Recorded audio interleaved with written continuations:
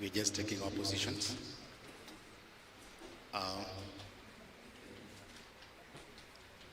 Thank you very much. We'll remain standing as we have the Kenyan national anthem played.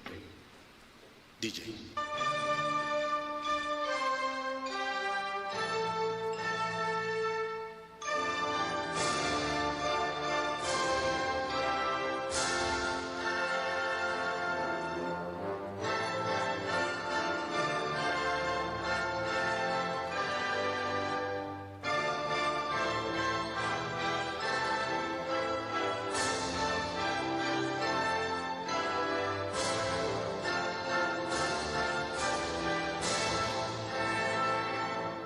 Here's the anthem.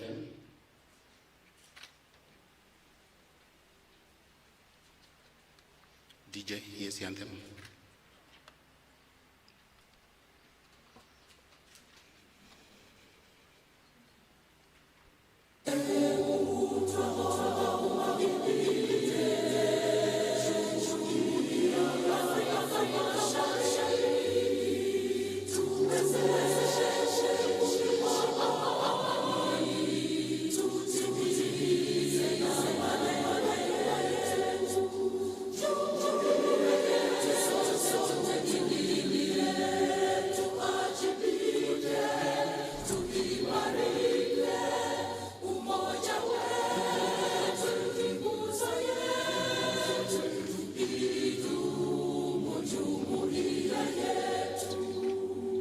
Thank you. You will remain standing as we have the opening prayer from David Juma. Kindly step forth for the word of prayer.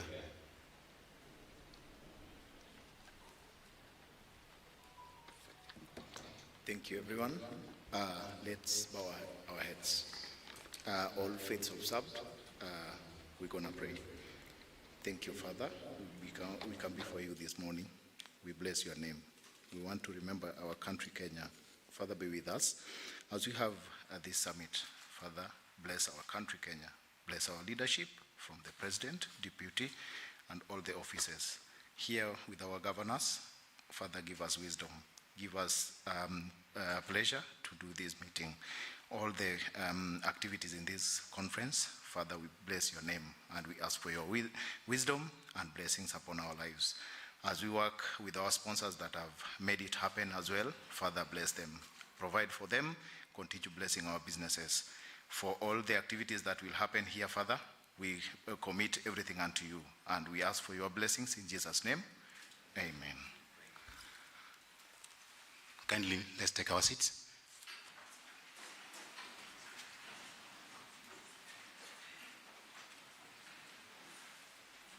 Thank you very much, Your Excellency, the Governor of Kisumu County and the Chairman of the Lake Region Economic Bloc, Professor Peter Anyang' Nyong'o, the Governor of the great county of Bungoma and the Vice Chair of the Lake Region Economic Bloc, Your Excellency Kenneth Lusaka. We have the Governor of Vihiga County, Your Excellency Honorable Wilberforce Otichilo. We have the Governor of Nyamira County, Your Excellency Amos Nyaribo. We have the Deputy Governor of Kisumu County present here, the Deputy Governor of Migori County present, the Deputy Governor of Trans Nzoia County present. We have the CEO of the Lake Region Economic Bloc present with us today, and the CEO of IMC present here with us today. Your Excellencies, the CECs from the various counties, our partners who are present here, sponsors, ladies and gentlemen, allow me at this moment, without much ado, to invite one of our MCs, my brother Willis Rabudu, to step forth and move the program as we go on. Thank you very much. Tumpige makofi tafadhali. Let's appreciate Willis.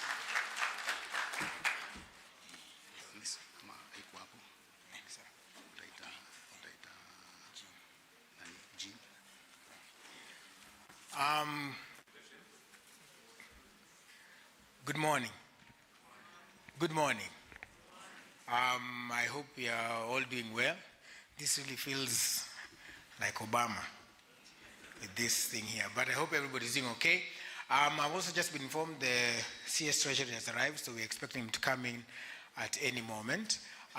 In the meantime, just to warm up the place, we'll turn this into a church briefly as we also wait for Yvonne to come through. You know, in church they say, look at your neighbor. So I want you to, hello, good to see you. Look at a neighbor you like.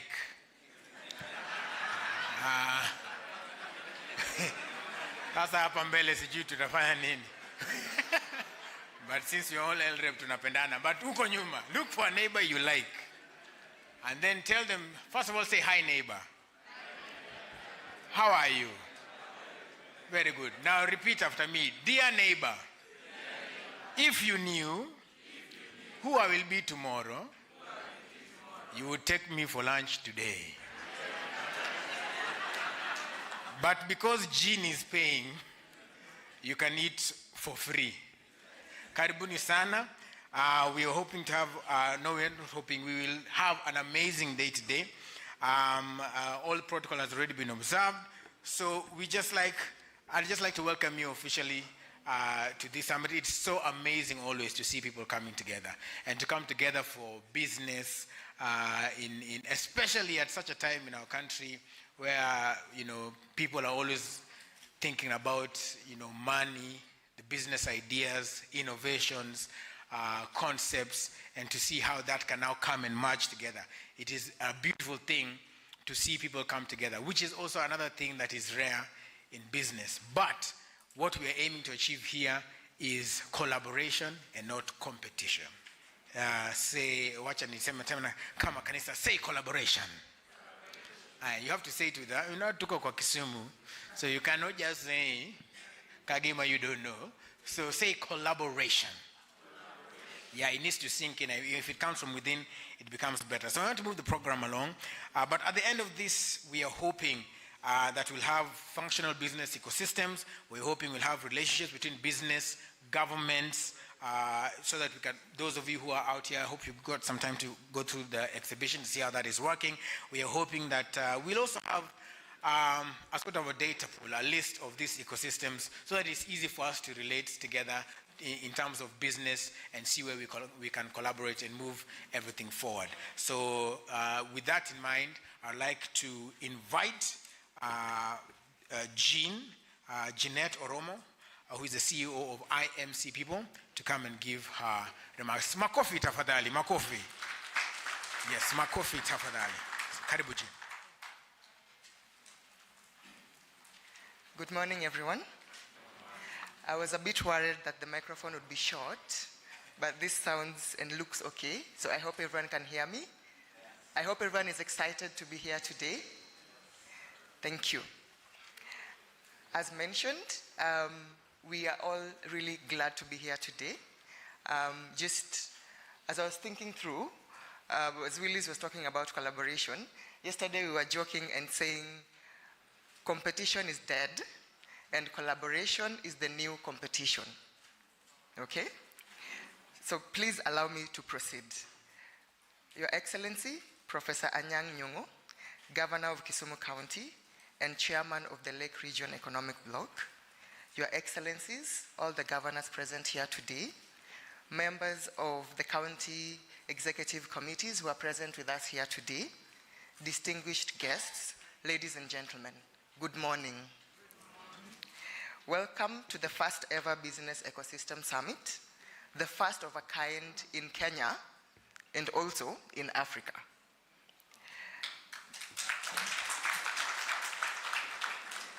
My name is Jeanette Oromo, and I am a communicator and a storyteller by heart, but today I stand here before you as the CEO of the IMC People Limited, who are actually the organizers of this summit.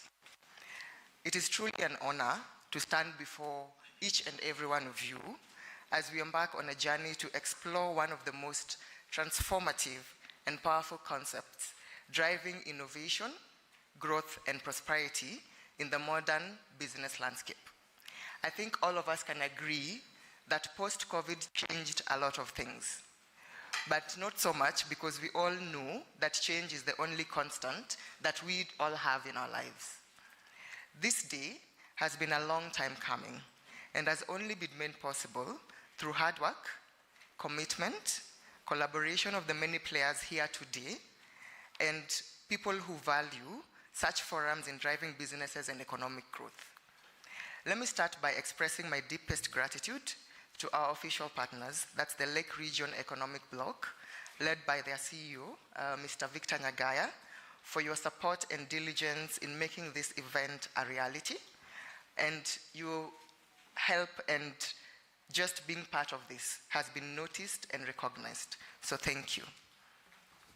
I'd also like to thank Kisumu County Government, who are our official host for the first ever Business Ecosystem Summit, by providing us with a perfect setting for this important gathering, but also taking the IMC people and our idea as their own.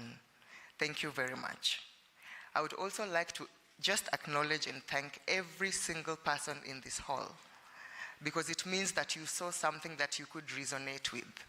It means that somehow your businesses are struggling, or you want to find a way out to just make things better.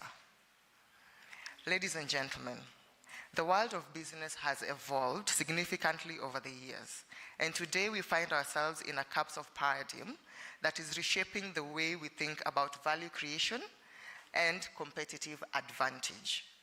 The concept of business ecosystems is at the heart of this transformation, and we cannot be left behind. So, what is a business ecosystem? It's not just a buzzword that sounds fancy. It's literally a network of interconnected organizations, stakeholders like yourselves, and resourceful that create more of a partnership. We are looking for a way to forge forward, just like it's being led by example with the Lake Region Economic Bloc, where counties are coming together to find a common goal and to drive their agenda together. So we want to do this with our businesses starting today. There are so many advantages around the world, and post-COVID has taught us that if we do not look out for these opportunities, then we will be left behind. A lot of businesses are struggling. A lot of people and entrepreneurs are crying. So why don't we come out together and stand firm and work within the systems that we have today to be able to drive more profitability and customer acquisition? Why don't we start thinking through the roads of businesses as opposed to just always competing? Why don't we tag our competitors' hands together and move together forwardly for profits and more acquisition? So today, we are excited to be here, to be part of a disruption that would help us solve majority of our problems as business people. As I'm speaking to the business community, we stand on the threshold of a new era in business. We have an opportunity to harness the power of ecosystems to unlock the full potential of our economies. The effort, however, has to be together and partnerships and forge forward to profitability with the spirit of Harambee that our nation is built upon. So I'm calling on government, private sector, multilateral organizations, investors, MSMEs, entrepreneurs, and even customers to work together hand in hand to advance towards a shared goal of value creation and addition. Your presence here today indicates to the world, not just to ourselves, that there is goodwill that is present, and it is now time to put the rubber to the road with ourselves as entrepreneurs, ourselves as the business community. It is our reputation all over the world, and it is time for us to show that we can actually hold hands and survive. Today will mark a great step in our journey, which we as a nation have no option to take. We have to survive in this fast evolving world where agility is the new currency. Let us seize this moment to foster connections, share insights, and forge partnerships that will shape the trajectory of our economies for years to come. Allow me to say this. The Business Ecosystem Summit is more than an event. It is a call to action to all businesses. It is a catalyst for change and a celebration of the immense potential that lies within the power of collaboration. Thank you.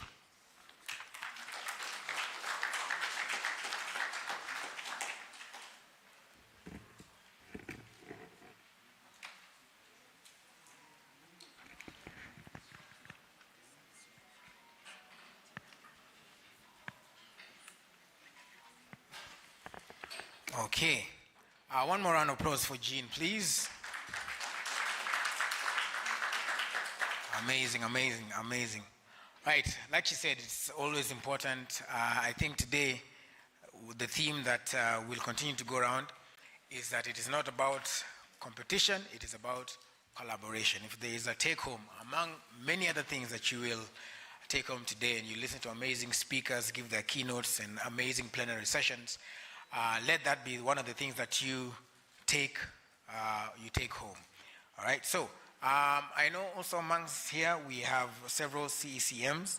I would like to call upon the CECM for Trade from Kisumu County to give remarks as well. Karibu sana.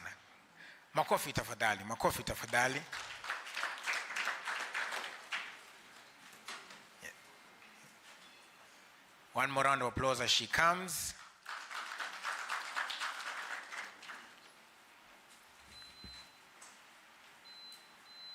Karibu.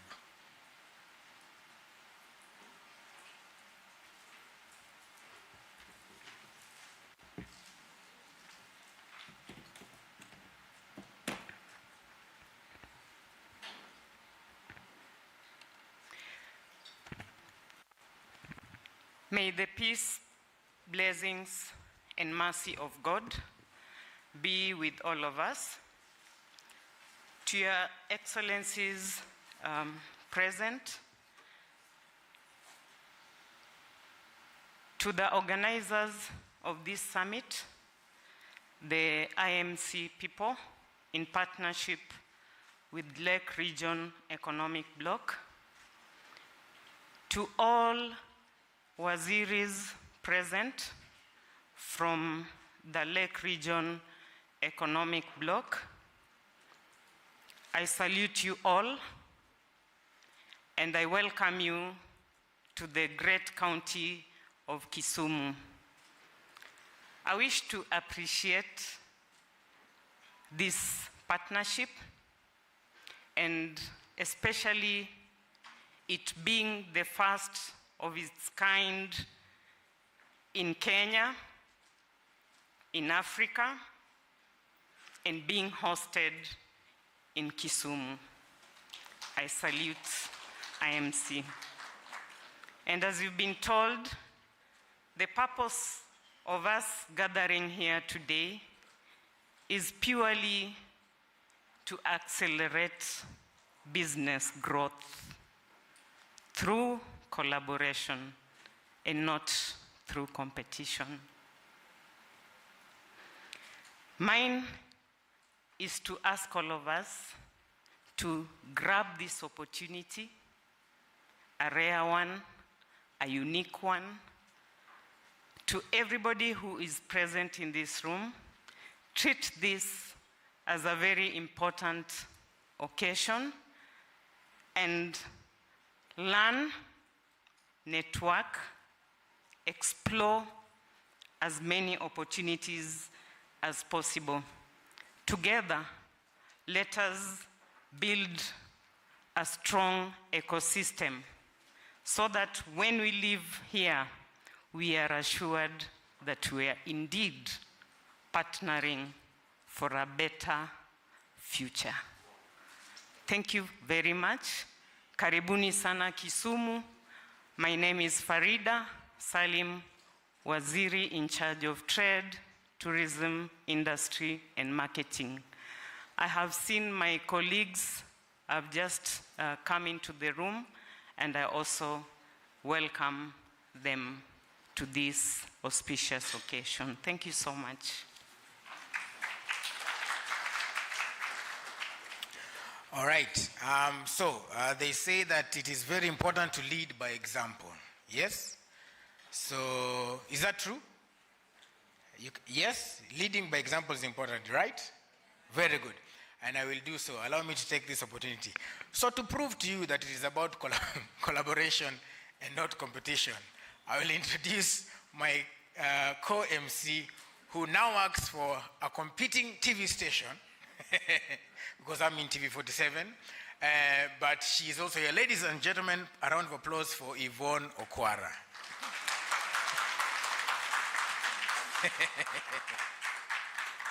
Collaboration.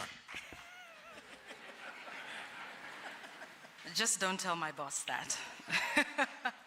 Good morning, everybody. Good morning once again. Thank you for the warm welcome to Kisumu City. It's nice and warm, which is very different from where we're from in Nairobi, and I know you've all come from various parts of the country, so karibuni sana. Looking forward to having a conversation today about building back better after COVID-19 and the collaborations that exist with all the stakeholders that create a great ecosystem. And I'm also happy to be part of this ecosystem with my friend Willis. So Willis, in the spirit of collaboration, may I then call on our next speaker? Ladies and gentlemen, it is my pleasure to then now call on the Lake Region Economic Bloc CEO, Mr. Victor Nyagaya, to come and address us. Please give him a warm round of applause.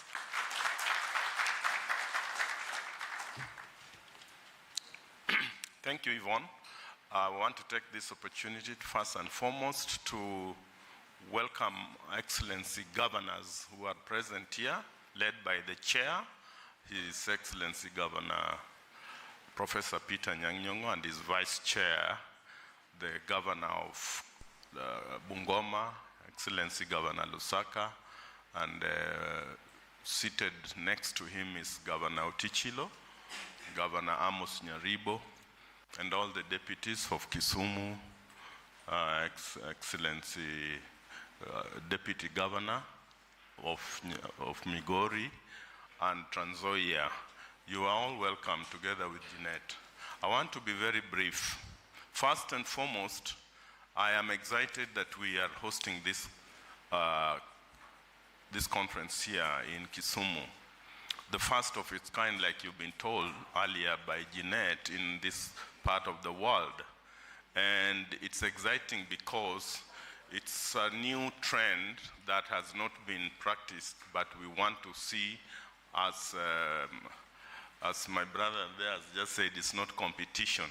Yes, what we are talking about is that it is a value chain support system of each and every individual involved in any particular trade. I was just talking to the Deputy Governor of Trans Nzoia that in Trans Nzoia, for example, they do maize, but the value chain in that maize is such that you must start by the planter, the harrower, the harvester, the marketer, all the way up to the supermarket. But you need to work together because that is when you get the value of the ecosystem that we are talking about. And this spreads across all the different types of trades that we do.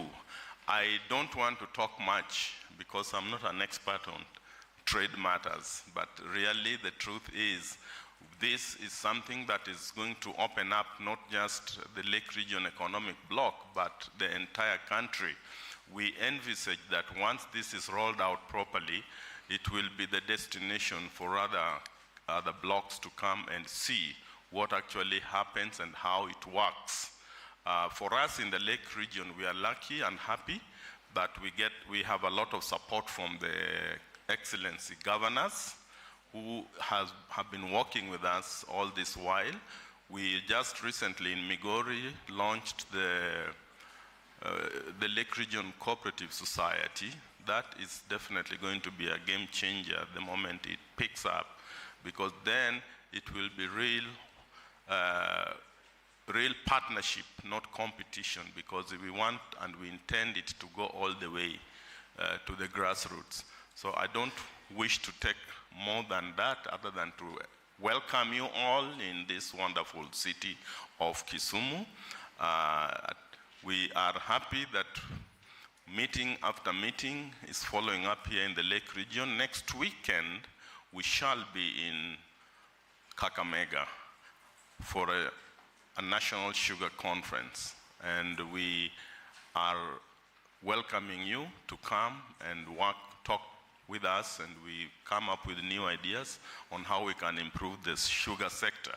The Lake Region Economic Bloc is really taking the opportunity to be what it was initially formed for, to be a building block of different economic partnerships in this part of the world. I want to thank you very much, Jeanette, for the partnership that we had over this.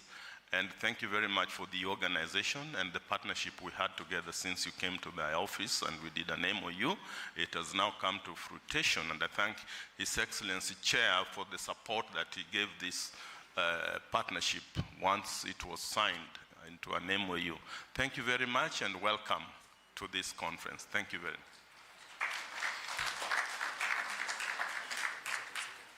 It's fine, it's fine.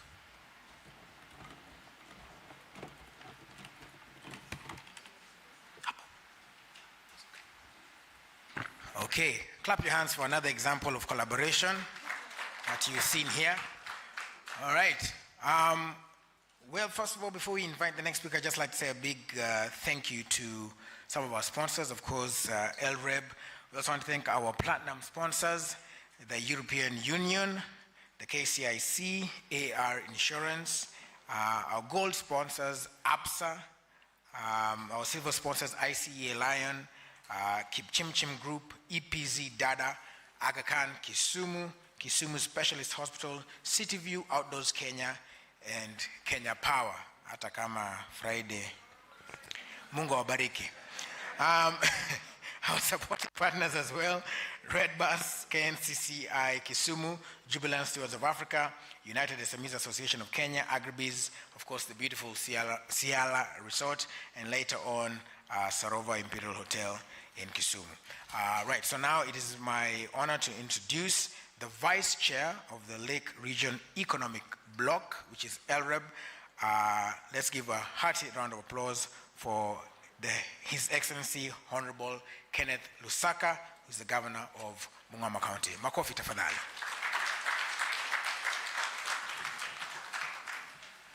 Thank you very much, our Master of Ceremonies, who is a son to my former boss in my other life.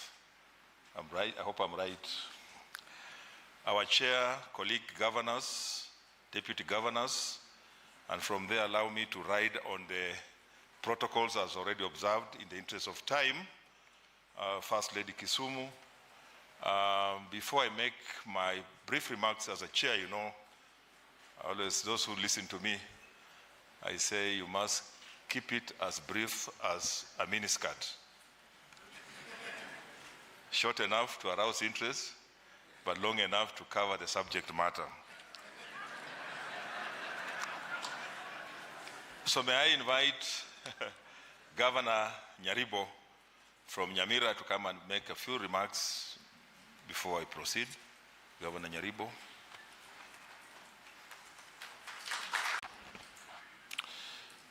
Our chairman, Professor Inyongo, fellow governors, Kisumu First Lady, partners, mawaziri, na wengine, hamjambo. Mine is honored to greet you and assure you that Nyamira as a county is fully committed to partner with the other partners and within ourselves to enhance our business.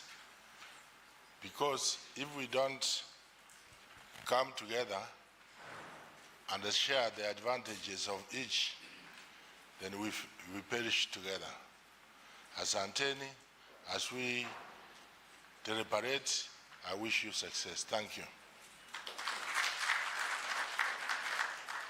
My brother from Vihiga, Governor Dr. Wilberforce Otichilo, the guru on climate change.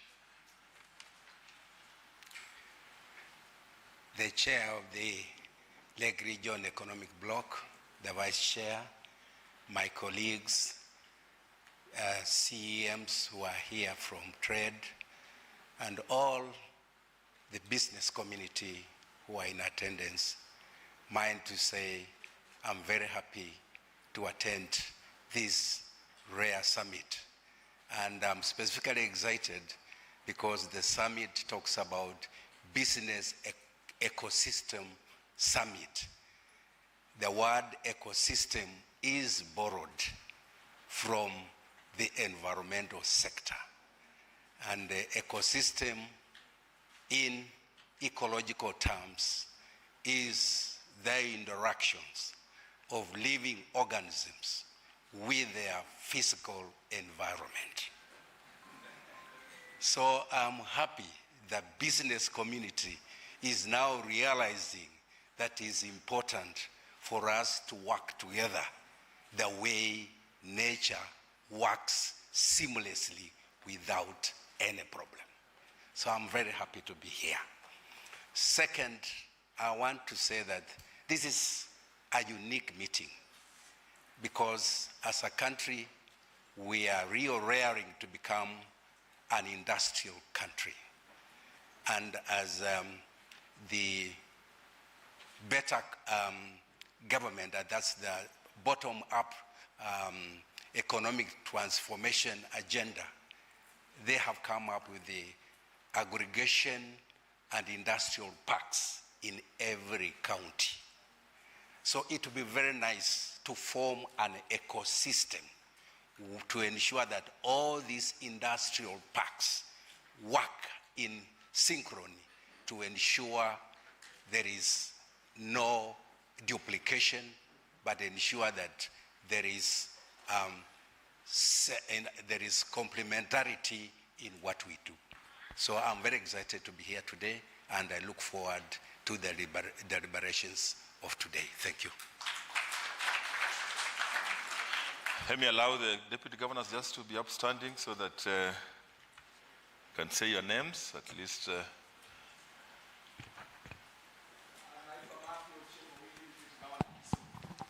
Yeah, you can use the mic. Matthew Ochieng Owili, Deputy Governor, Kisumu. Thank you. I'm Dr. Joseph Mahiri, Deputy Governor, Migori County.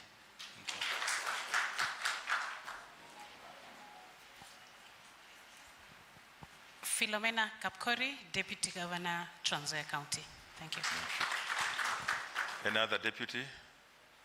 Thank you so much. I think let me also, in my own capacity as the Vice Chair and Governor Bungoma, welcome you to this very, very important and unique summit where we are going to interact. And this ecosystem gives us a potential to drive innovation, create new business models, and increase competition. It's a unique moment, and it's also a platform for the various stakeholders to discuss. And what's important, I think, for us as government, government has proved that it cannot do business. So government is just to create an enabling environment for the private sector to thrive and to do business. That is why we are here. And I just want to emphasize what my colleague from Vihiga has said, that all the 47 counties have started what we are calling aggregation industrial parks. For Bungoma, it was launched on Monday, and Nyamira the same, Kakamega the same, and I think it's going to happen. We have put up the hardware. Now we want to get into the software. And for these industrial parks to be effective, to be efficient, we are going to need the private sector to come and invest in our various counties. That is why this is going to be very important for us to discuss. And remember that COVID disrupted a lot of things.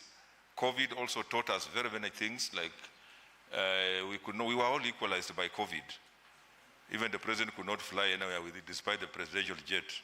Could not go anywhere, and if you fell sick, you would be treated where you are.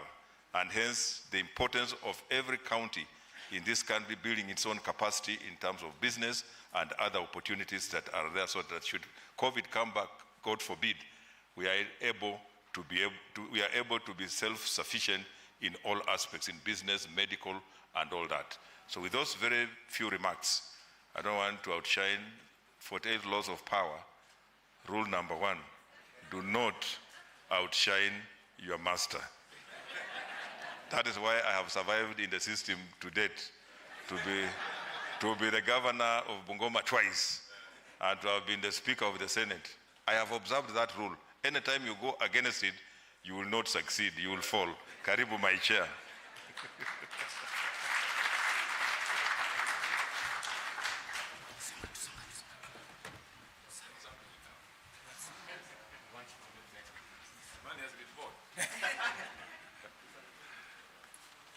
Okay. Very good.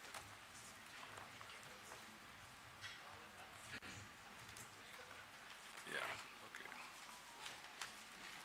Greeting. My colleague governors, my dear friend Ken Lusaka, Ken, you know you and I get on very well, so don't fear anything. My dear friend Wilbur Utichilo, who is my neighbor, they're here in Vihiga, Deputy Governors, First Lady of Kisumu, Dorothy Nyong'o, and all protocols observed. First of all, let me thank the CS, our chief guest, Professor Njungu Nandungu, who I hope has arrived and will be here shortly, and all officials of the national government, county government, who are attending this very important discussion organized by our partners and ourselves.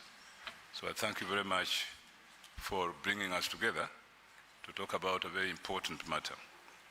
It's an exciting moment to stand before you today as we hold the first ever Business Ecosystem Summit here in Kisumu County. This event marks a pivotal moment in our ongoing pursuit of a more prosperous future for business and investment within Kisumu County, the Lake Region Economic Bloc, and indeed the country as a whole. I'm grateful for the opportunity to address you on the paramount importance of collaboration between business and counties in Kenya, the need for streamlined process to foster business growth, initiatives that underscore openness to business, and the catalytic potential of public-private participation. Our collective efforts will shape the destiny of not only Kisumu County, but also the broader economic landscape of our great nation. As the governor of Kisumu County, I'm deeply privileged to welcome you to our lakeside paradise city, the city of passion, home of limitless opportunity and my personal pride and joy. And I'm sure my dear friend Governor Jaribo will tell you that he always comes here to find solace by the lake, and we enjoy ourselves quietly reminiscing on the importance of the work that we are doing together. Welcome, Amos. For more than 100 years, Kisumu has held great promise to drive the growth and development of this nation. With its transcendent beauty, vibrant people and cultures, and unswerving spirit, Kisumu stands as a statement and a testament to the harmonious blend of tradition and progress. And it is this very essence that infuses our approach to the discussions we're having today. Nestled along the shores of the Lake Victoria, or Namlulwe, as we have known it throughout history, Kisumu boasts a history that is vibrant and its landscape are captivating. From the bustling streets of Kisumu city to the serene inequality of its rural hinterlands and tranquility, our county is a microcosm of Kenya's diversity and dynamism. As a governor, I'm proudly and profoundly privileged to lead a community that thrives on innovation, celebrates heritage, and embraces the promise of a brighter tomorrow.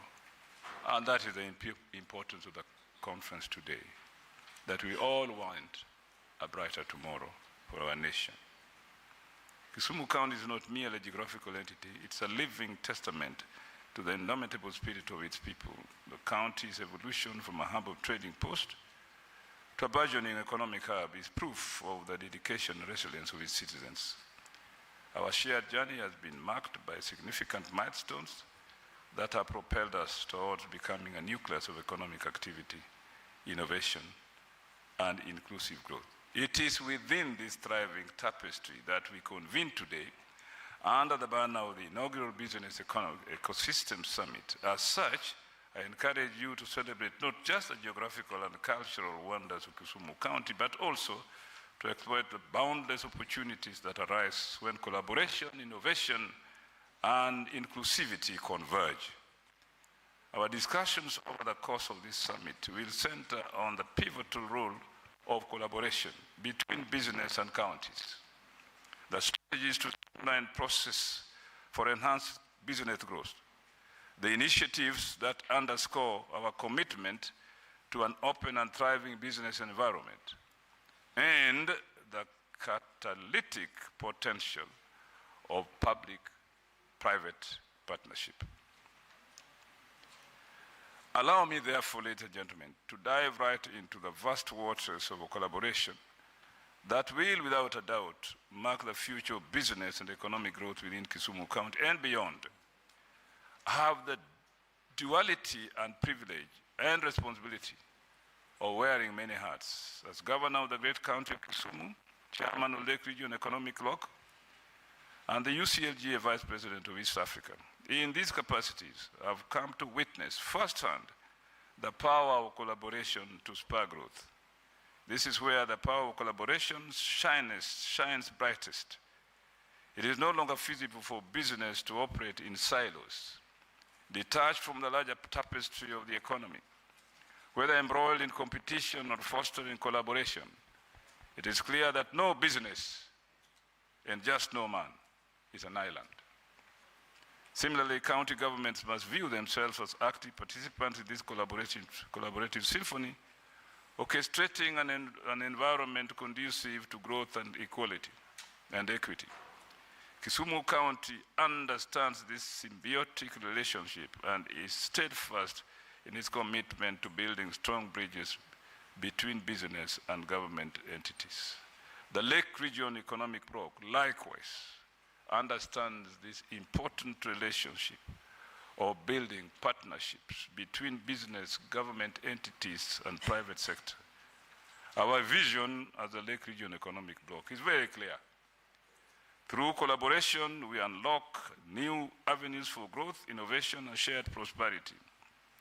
It is this with mind, for example, that we began laying the groundwork for a sound investment environment when we held the 9th edition of AfriCity Summit, the most successful AfriCity Summit, the history of UCLG Africa, and the first by an intermediary city within the confines of the Lake Region Economic Bloc. Furthermore, we have defined and made a clear case for investors to seriously consider the Lake Region Economic Bloc as the destination for their capital within the framework of our investment profile that considers 9 critical areas: food production, industrialization, tourism, technology, sports and talent development, services, infrastructure, renewable energy, the blue economy, and social investments. Therefore, ladies and gentlemen, I know that as a chairman of the Lake Region Economic Bloc and as a citizen of this county and country, Kenya, development cannot happen in a silo. Sitting within our region are a variety of counties with whom we are experiencing mutually beneficial relationships that have the potential to propel each one of us into a prosperous future. Therefore, together we stand, and separate, as I was telling my dear Ken Lusaka, we can be hanged separately. So let us stick together and approach this endeavor together of doing business in an ecosystem that is friendly to everybody, that brings both region and national entities together to achieve great ends for our region and our country. As county governments, we are uniquely placed in the position to support growth and innovation for the businesses within our borders by providing efficient and transparent processes that are the lifelines of any vibrant business ecosystem.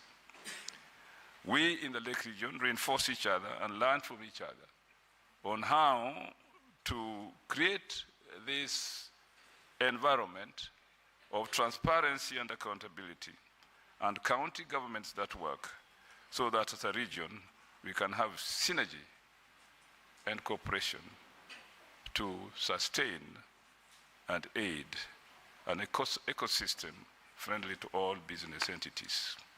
Additionally, we are undertaking ambitious projects to enhance connectivity through improved transportation networks, making our region a destination for investments, where there are programs in place that we hope will interconnect us even better. Let us not speak about it now, because we shall be, as it were, unveiling what still does not exist. But we hope that soon we shall unveil some of these networks of connection within the Lake Region Economic Bloc to ensure the business community that this ecosystem is seriously taken by the region. I can attest that as leaders within the Lake Region Economic Bloc, we are committed to nurturing an environment where public and private entities can co-create solutions, leverage each other's strengths, and ultimately drive holistic growth. Furthermore, the Lake Region Economic Bloc is dedicated to empowering marginalized communities, nurturing entrepreneurship among our youth, and facilitating the rise of women-led enterprises. By embracing diversity and inclusivity, we ensure that the rewards of economic advancement are accessible to all, leaving no one behind. This pursuit of collaboration for shared prosperity has pushed us beyond the bloc's limits to the continental and international platforms, where we are showcasing the inherent potential bubbling within the region. To this end, we shall follow up this Business Economic Summit with an economic forum to be held here in the month of November, Kisumu Economic Forum, co-organized by Kisumu County, the Lake Region Economic Bloc, Afri-Exim Bank, and UCLG Africa will bring together local and international investors, financial institutions, policymakers at both national and county government levels, government institutions, leaders from subnational governments across Africa, and the private sector to present investment opportunities and projects from the Lake Region Economic Bloc and Kisumu County to a portfolio of potential investors. The forum will present an opportunity for potential investors and the financial institutions to appreciate the existing investment opportunities in the region, leading to concretize engagements with Lake Region Economic Bloc's devolved governments, and for the policy makers to come up with policy positions that will make better the investment environment of the region, positioning it as the investment destination for the future. Let me take this opportunity, therefore, to welcome you all to Kisumu Economic Forum, to be held on the 22nd and 23rd of November this year. As a precursor to the forum, it gives me joy to bring to your attention the upcoming Afri-Exim Bank's Intra-African Trade Fair to be held in Cairo from the 9th to 15th of November this year.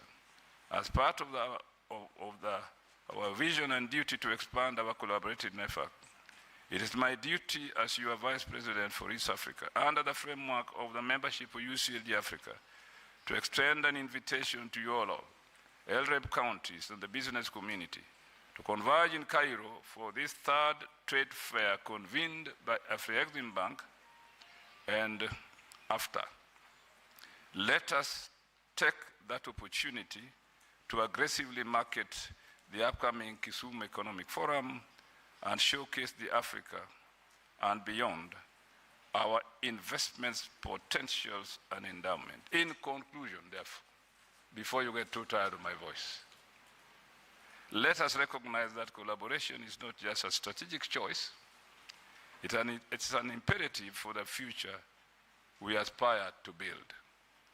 As we convene at this momentous Business Economic System Summit, let us embrace the spirit of collaboration, not only between business and counties, but also across sectors and industries. Kisumu County stands as a shining example of opportunity and transformation. Together we can forge an environment where innovation flourishes, prosperity is democratized, and the aspirations of today pave the way for the achievements of tomorrow. I extend my heartfelt gratitude to each one of you, esteemed guests, for your presence today. Let us march forward hand in hand, uniting our commitment to collaboration, prosperity, and equity. May our collective efforts illuminate the path towards a brighter future for all of us. Welcome to this summit. Thank you.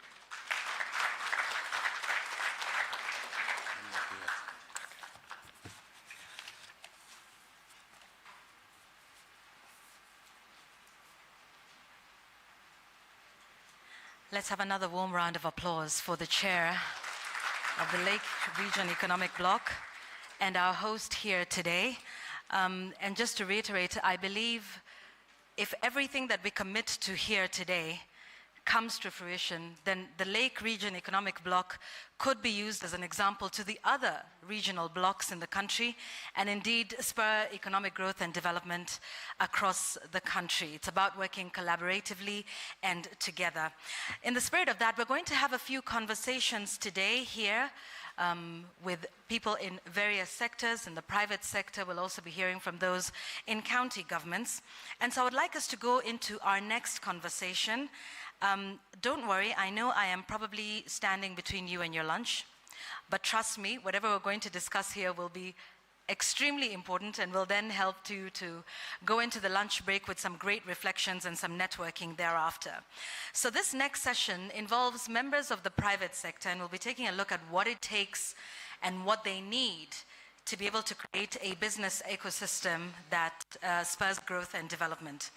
I would like to call on the panelists for the next session, before I call on the chair, to come up here and get seated so that we can begin our next session. I'd like to begin by calling Aska Juma from Absa Bank. Aska Juma, thank you. Dr. Judith Getugi from Kisumu Specialist Hospital. Dr. Getugi. Also, Ms. Charlotte Ness, who's a Senior Project Lead at EIDU. Karibu sana, Charlotte. Yes, please come through, thank you. Also joining us here is Mr. Frederick Agalo, who's the Chief Finance Officer for Kenya Power in the Western region. Thank you very much. Please make your way up here.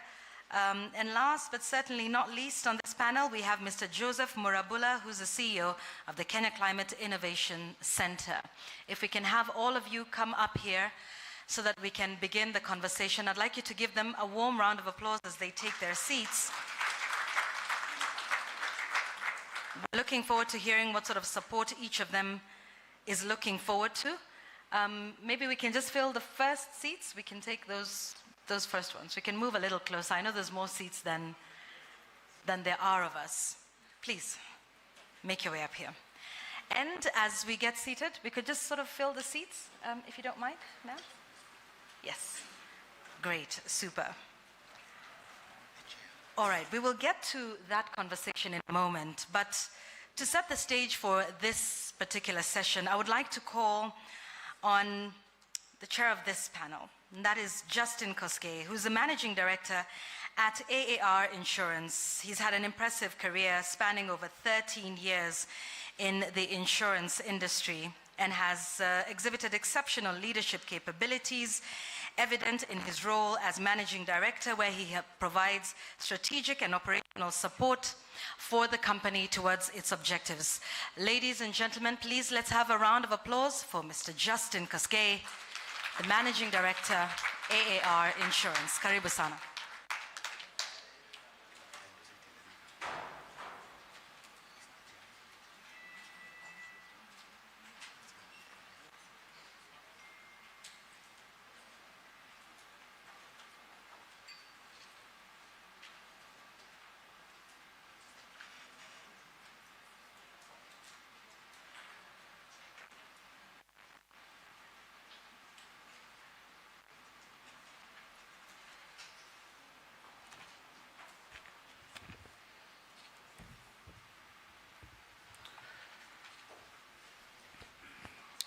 Your Excellency, the Governor of Kisumu County, the Chair of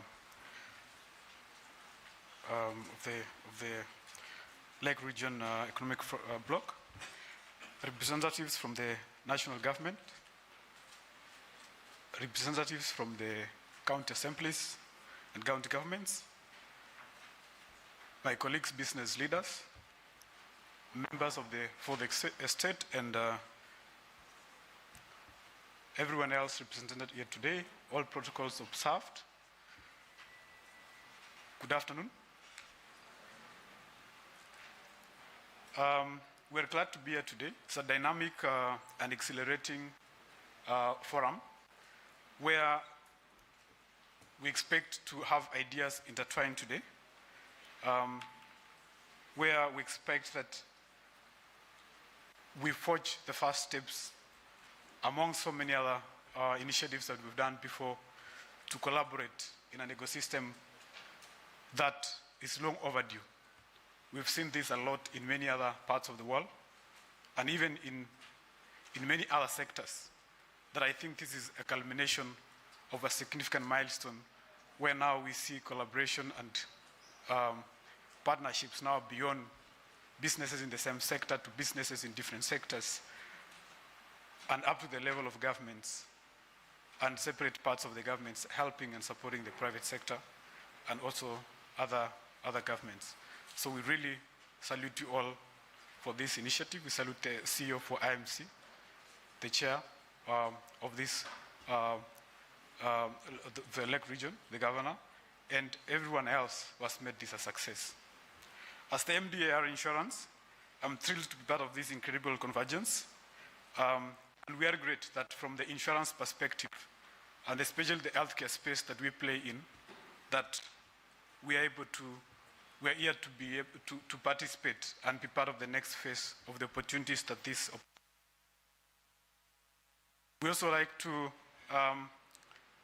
thank everyone else, because if we bring this into life, we will see a lot of opportunity rising from there.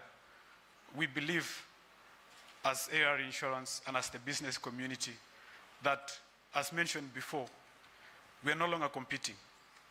Collaboration is key, and collaboration creates new opportunities. It removes a lot of barriers, and everyone, including the people who are not served by the different sectors, can be reached and served profitably by all the players involved. We know from COVID-19 that a lot of risks materialized. A lot of things were disrupted. A lot of sectors were disrupted. And it taught us the need for preparedness. Companies and organizations that thrived were the ones that had contingency plans in place, and they were able to adapt. We have the luxury of planning ahead. And therefore, the lessons that we learned, let's not forget.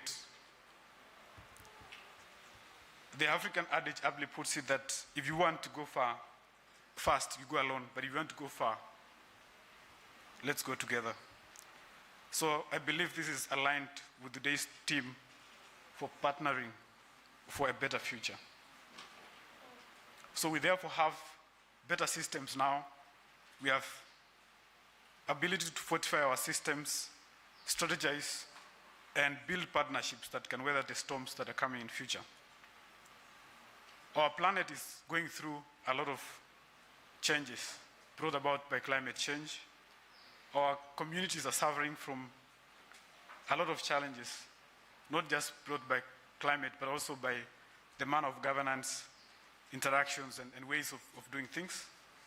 We believe, therefore, that it's paramount that we look and think about sustainability and the concept of ESG, and which is aligned with the SDG, Sustainable Development Goals.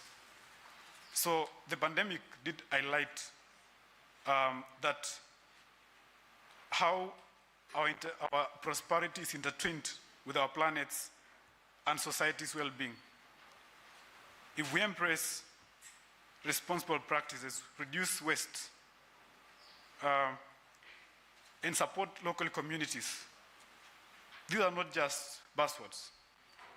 They are foundations upon which enduring business success is built.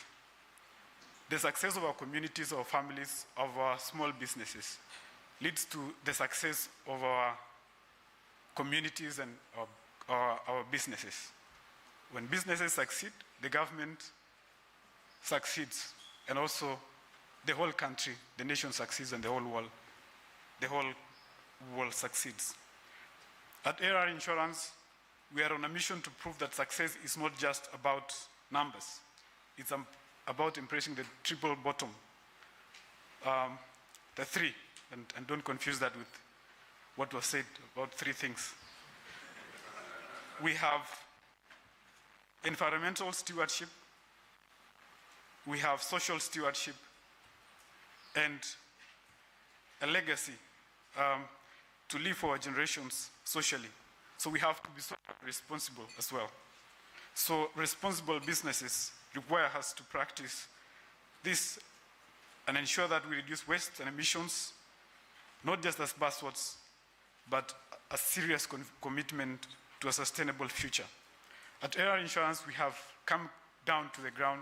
We work with county governments to develop health insurance solutions that support the universal health coverage. And we are willing and ready to continue to do that. And we believe that in our small ways we have touched lives, and that means we have gone beyond and partnered with others. Small example, we have insured with a small amount of cost a lot of matatus in Nairobi and other regions. So far, within this year alone, we have covered 500,000 people.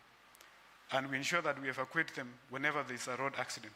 We realize that's a very big contribution because now families are able to travel peacefully, knowing that their lives and their livelihoods are not threatened if somebody undergoes or is faced with the unfortunate event of an accident.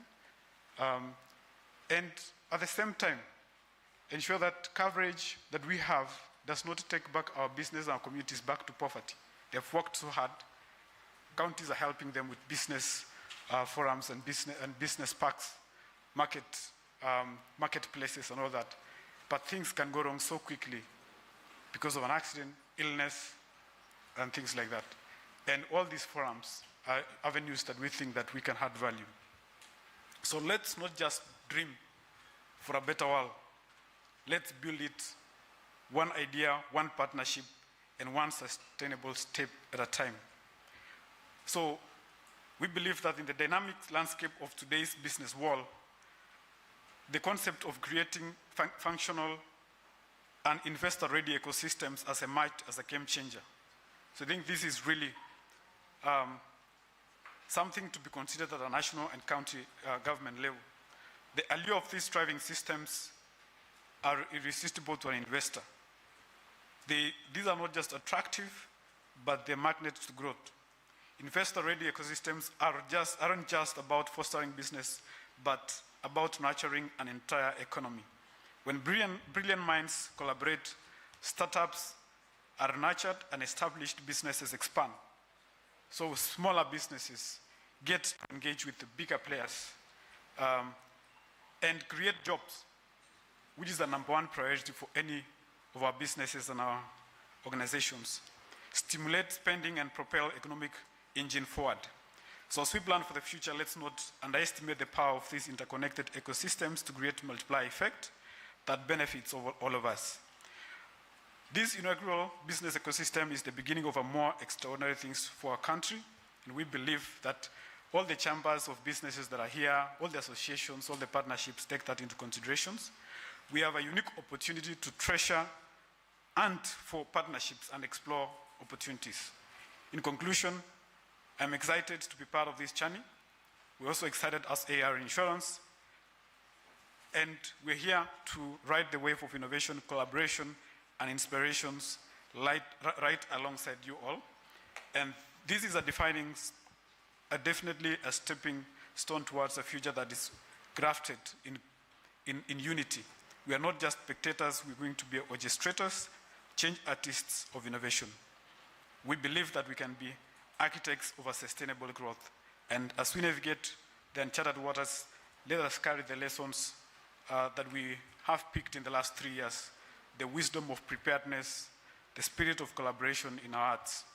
Santeni sana.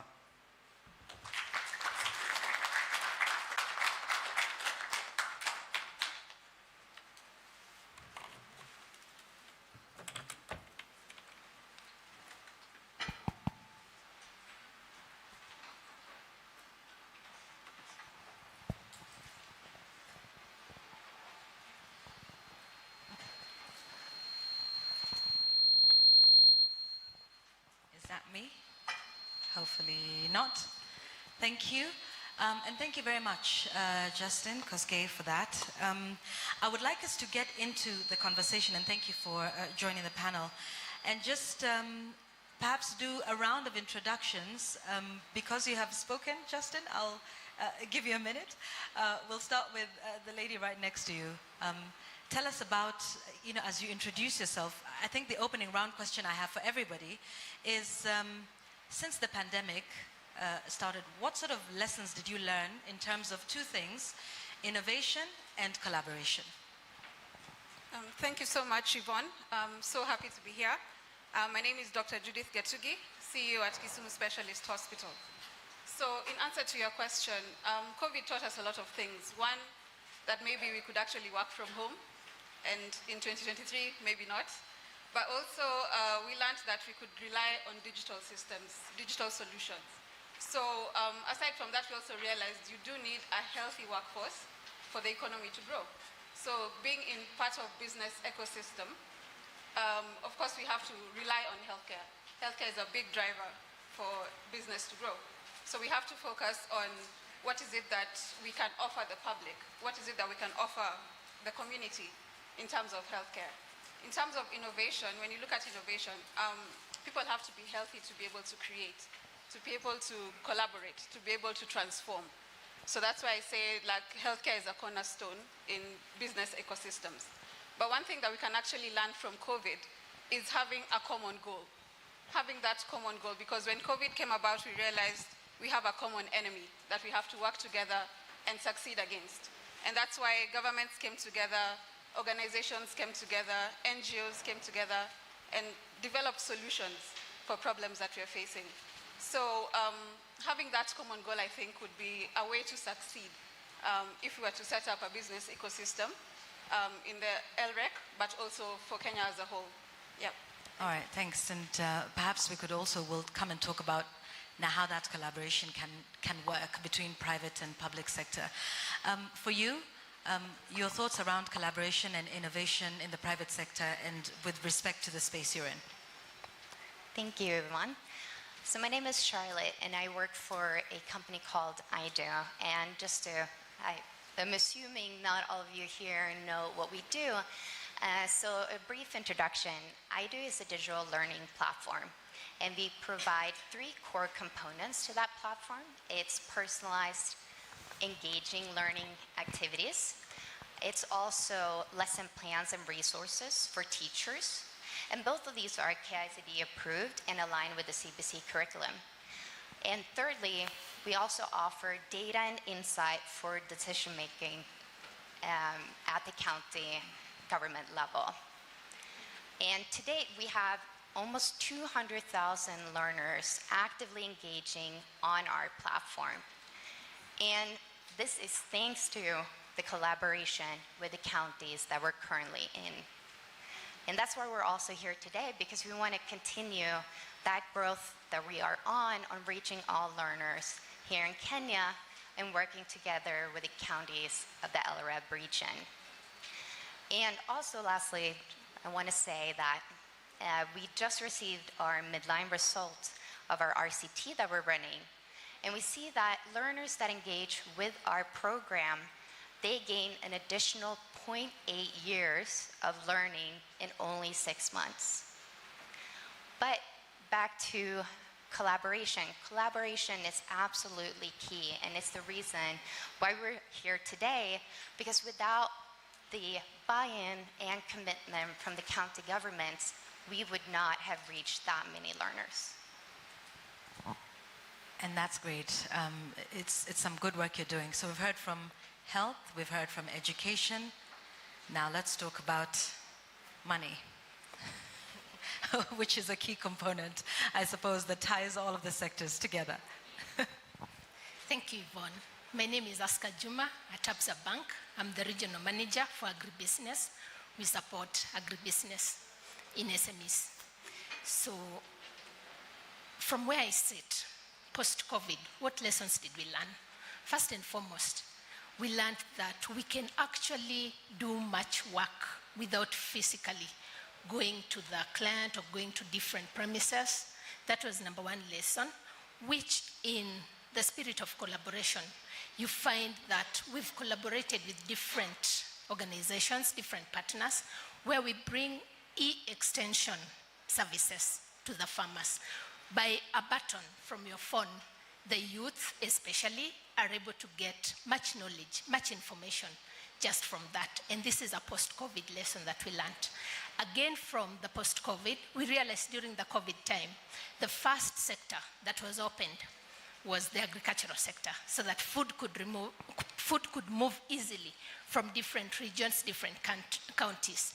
And these were the first people to be given access to movement. So agribusiness is very important, and I'm glad to be here today. Thank you. Yeah, thanks. While I'm still with you, we're talking about the support that you provide to those in the MSME sector and in agribusiness. You're obviously a financial institution, but what more, besides money and funds, do you think is important to grow and drive this sector? Thank you, Yvonne. We've got 4 different pillars under Absa Bank that we are keen at. Our first and foremost interest is information, access to information. We realize that most of us don't have the right information. You find that most of the farming that we do, people are doing the basic farming, which is almost like a hobby, because of lack of this information. Information is key to Absa Bank, and we have that access to information through partnerships, which we bring together to give different information to different groups. The second pillar is access to mentorship and coaching, where we have people who've walked that race. We bring them together to showcase, to tell us what's happening. The third pillar that we have is access to market. So apart from just giving money, we have partnerships. Like we partner with different organizations. Currently, we've partnered with Fresh Produce, we've partnered with Avocado Society. We give them market. We show them where you can take your products, how you can make more money from there. And lastly, on the pillars that I'm talking about, we have access to market, access to information, access to coaching, and we have... And finance, I'm sure, is the most important. Exactly. We have access to credit, our core business. Thank you. Yeah. Thank you. Thank you for that, Aska. And now you, sir, to talk about your industry. Maybe you can, in the spirit of sharing and collaboration, thank you. Thank you. Yes, so talk to us about how you see collaboration and creating ecosystems in your sector. Thank you, Yvonne. My name is Frederick Agalo. I am the Chief Finance Officer, Kenya Power and Lighting in the Western region. First, I want to apologize specifically to Willis Raburu for missing his 10 by 10. I don't know whether he does it in Webebe experience. The light went off on Friday. It was a black Friday to many of us. But I believe the CS Energy promised to investigate and address the matter fully. So we're waiting for the result, the report, which I believe will be out to look at the root cause and finally to find a lasting solution to blackouts. Coming to Yvonne's question and on collaboration, I want to say as KPLC, we are collaborating very closely with our customers. We adopted the county government structure because we wanted to ensure that we push business closer to the people. So we have representatives called the county business managers in all the 47 counties in Kenya to interact very closely with our customers and to ensure that we enhance business as far as energy sector is concerned. We are also trying to ensure that we are looking very closely to the pain points. We have customer relations officer whose role specifically in the counties is to get the customer pain points and to address them adequately. We know we have not perfected, we are not there yet, but I believe as we are moving forward and listening very closely and collaborating with various customers, we are going to be able to achieve our goal of being the energy solution provider of all the people. So I believe we are not there yet, but we are trying our best to ensure that we achieve that goal. Thank you so much. Thank you very much for that. Energy, finance, education, health, all of this could be threatened by the issues of climate change. And Mr. Morabula, you're here. You could talk to us about this, that is the imminent threat to all of the things that we're discussing here today in terms of creating a business ecosystem that works for everybody. But the effects of climate change hamper all of us. And it's, I think, perhaps the best time to have you on this panel, considering we're launching or we're hosting the Africa Climate Summit here in Kenya next week. But talk to us about all these things we're planning. If we don't look at climate change, what could the effect be?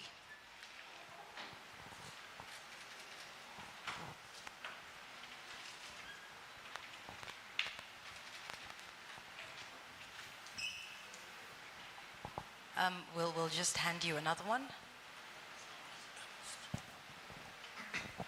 Yeah, thank you, Yvonne. First of all, my apologies for arriving late. I had a bit of a logistical problem. But to come specifically to your question, one, climate change affects all aspects of life. So if you don't fight it, you end up with challenges across all spheres of life, be it in terms of food security, be it in terms of education, be it in terms of financial systems, or be it in terms of infrastructure. As KCIC, we've chosen a sustainable way of fighting climate change, and that's through an enterprise approach. So what we do is look at, get people with very good ideas around climate change, and then convert them into businesses.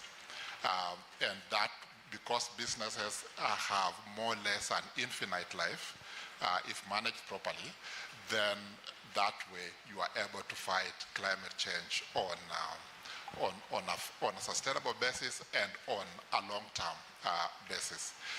Because if you don't do that, as I mentioned before, then you end up with a challenge in all spheres of life. Now, fighting climate change, because it affects every aspect of life, then it requires a collaborative approach.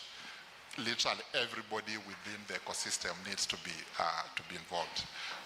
Be they policy makers, be they entrepreneurs, be they just normal people like ourselves in every aspect of life. In this part of Kenya, we collaborate with counties. That's our biggest collaborators. What we've done is set up 2 offices to cover the Lake region.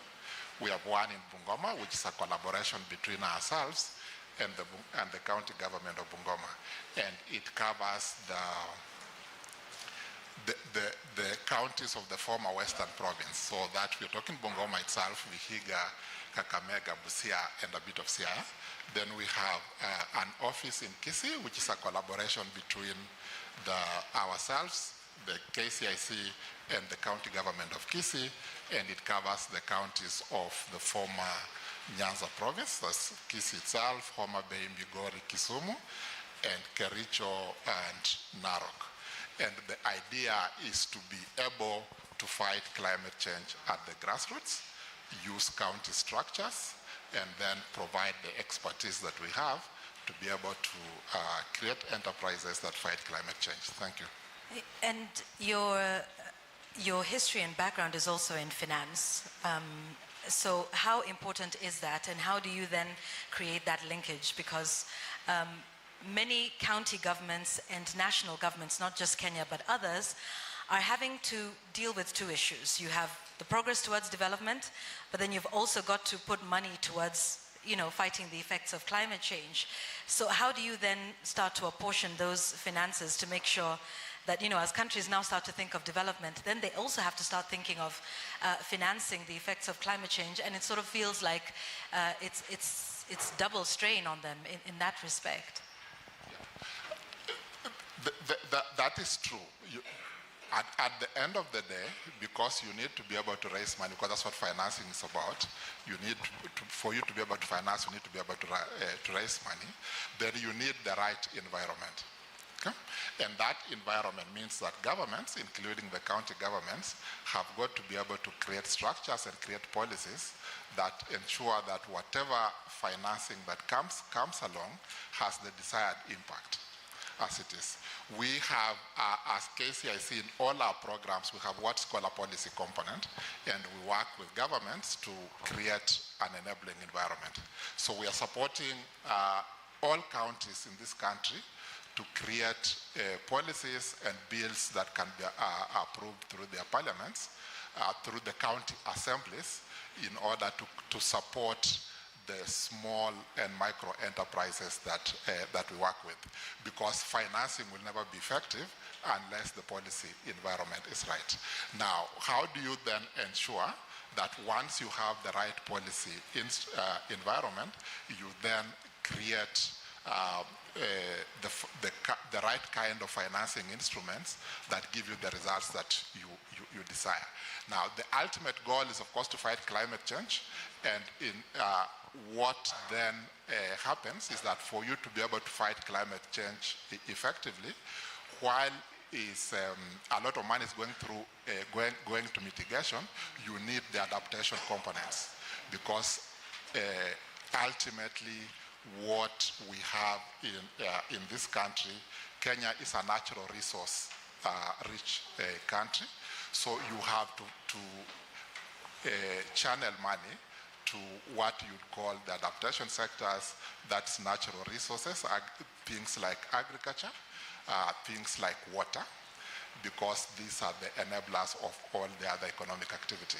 You need water, you need energy, and then you need agribusinesses to create the right kind of resilience. So for finance to have the desired impact, then you need to be able to channel it through through the adaptation components of the fight against climate change. Thank you for that. I want us to now remember why we're here. We're talking about business ecosystems and how those can help spur and accelerate growth and development. So I will start with you, Justin. The question I will have to all of you is two-pronged. What sort of interventions do you see for both government and private sector in terms of creating those ecosystems that then spur growth and spur development? I think the governor here said the government's job isn't to create jobs, it's to create that enabling environment. So what does that enabling environment look like from both the government and the private sector side? I'll start with you, Justin. Yeah, thank you, Yvonne. For us, especially since we play a lot in the health space and also insurance space, I would say the county governments and also the national government should have a very open interaction with the private sector, especially in the areas that the private sector does well. We've learned before from other situations like COVID-19. The vaccines came really fast because of the part that was played by the private sector in developing the vaccines and the government supporting that initiative. So for our situation, we think that if the government can, for example, for health insurers to be able to provide, to support the UHC, enable us to work closely with public facilities. We are an expensive insurer. I know we cover thousands of corporates and individuals, but we would like to cover everyone. And I think for that to happen, to come to the ground and cover as much and support the really vulnerable people, we'd like to partner on the areas that the government is stronger, which is government as a muscle in terms of health facilities, upgrade them, partner with us to help those facilities to reach the standard. Create an enabling environment in terms of business, providing solutions and avenues in which businesses can interact, such as this one, not just for today, but for certain sectors. They can have their own days in which they can be brought together between the CECs of trade for certain sectors. For example, the manufacturing sector, coordinate the same sectors with financials such as Absa Bank and ourselves to provide risk solutions and other experts that are in the room. When we have those forums, we think that then the nexus that happens there can yield some fruit and we can move forward from there. We have supported other businesses in some parts of the country where we have seen, like SACCOs are associations that have a lot of influence. They have been able to partner with county governments, national governments in some areas to bring order in some sectors and to introduce the private sector to work with them to provide the expertise that is required, if it's the transport sector, if it is the manufacturing sector or the agricultural sector, we can come in like that. So I think these forums can be more specific from here, as we have the annual event which brings us all together. But I think the governments have that capacity, they have the expertise, and if they enable those interactions and in a very easy way without the usual bureaucracy that the juniors have. I know the governors have blessings, to give blessings from there, but if it can trickle down, it will be very, very good for businesses and especially the communities, because the communities are the ones who will benefit. When it comes, for example, to climate change, as you mentioned, I realize it's very important to mention it. We've started to see a lot of things around health sicknesses that come as a result of the change in climate. A lot of sicknesses are common now, flu and everything. There's a lot of fires, there's a lot of floods, and these have a direct impact in a common mwananchi because their businesses are affected, their farming practices are affected. Fires kill ecosystems, and the partners we have here today, some of us are able to provide risk solutions that, if embedded or partnered with, can be able to mitigate those risks. Financing can bring that. I've seen education platforms are there to also impart knowledge on the ground and to businesses so that they can be able to be upskilled and create capacity to be able to handle these emerging trends and risks. And also take advantage of opportunities, not just the risk of opportunities that come. Thank you. Yeah, thanks for that. It's an important thing to note about the effects of climate change on our health as well.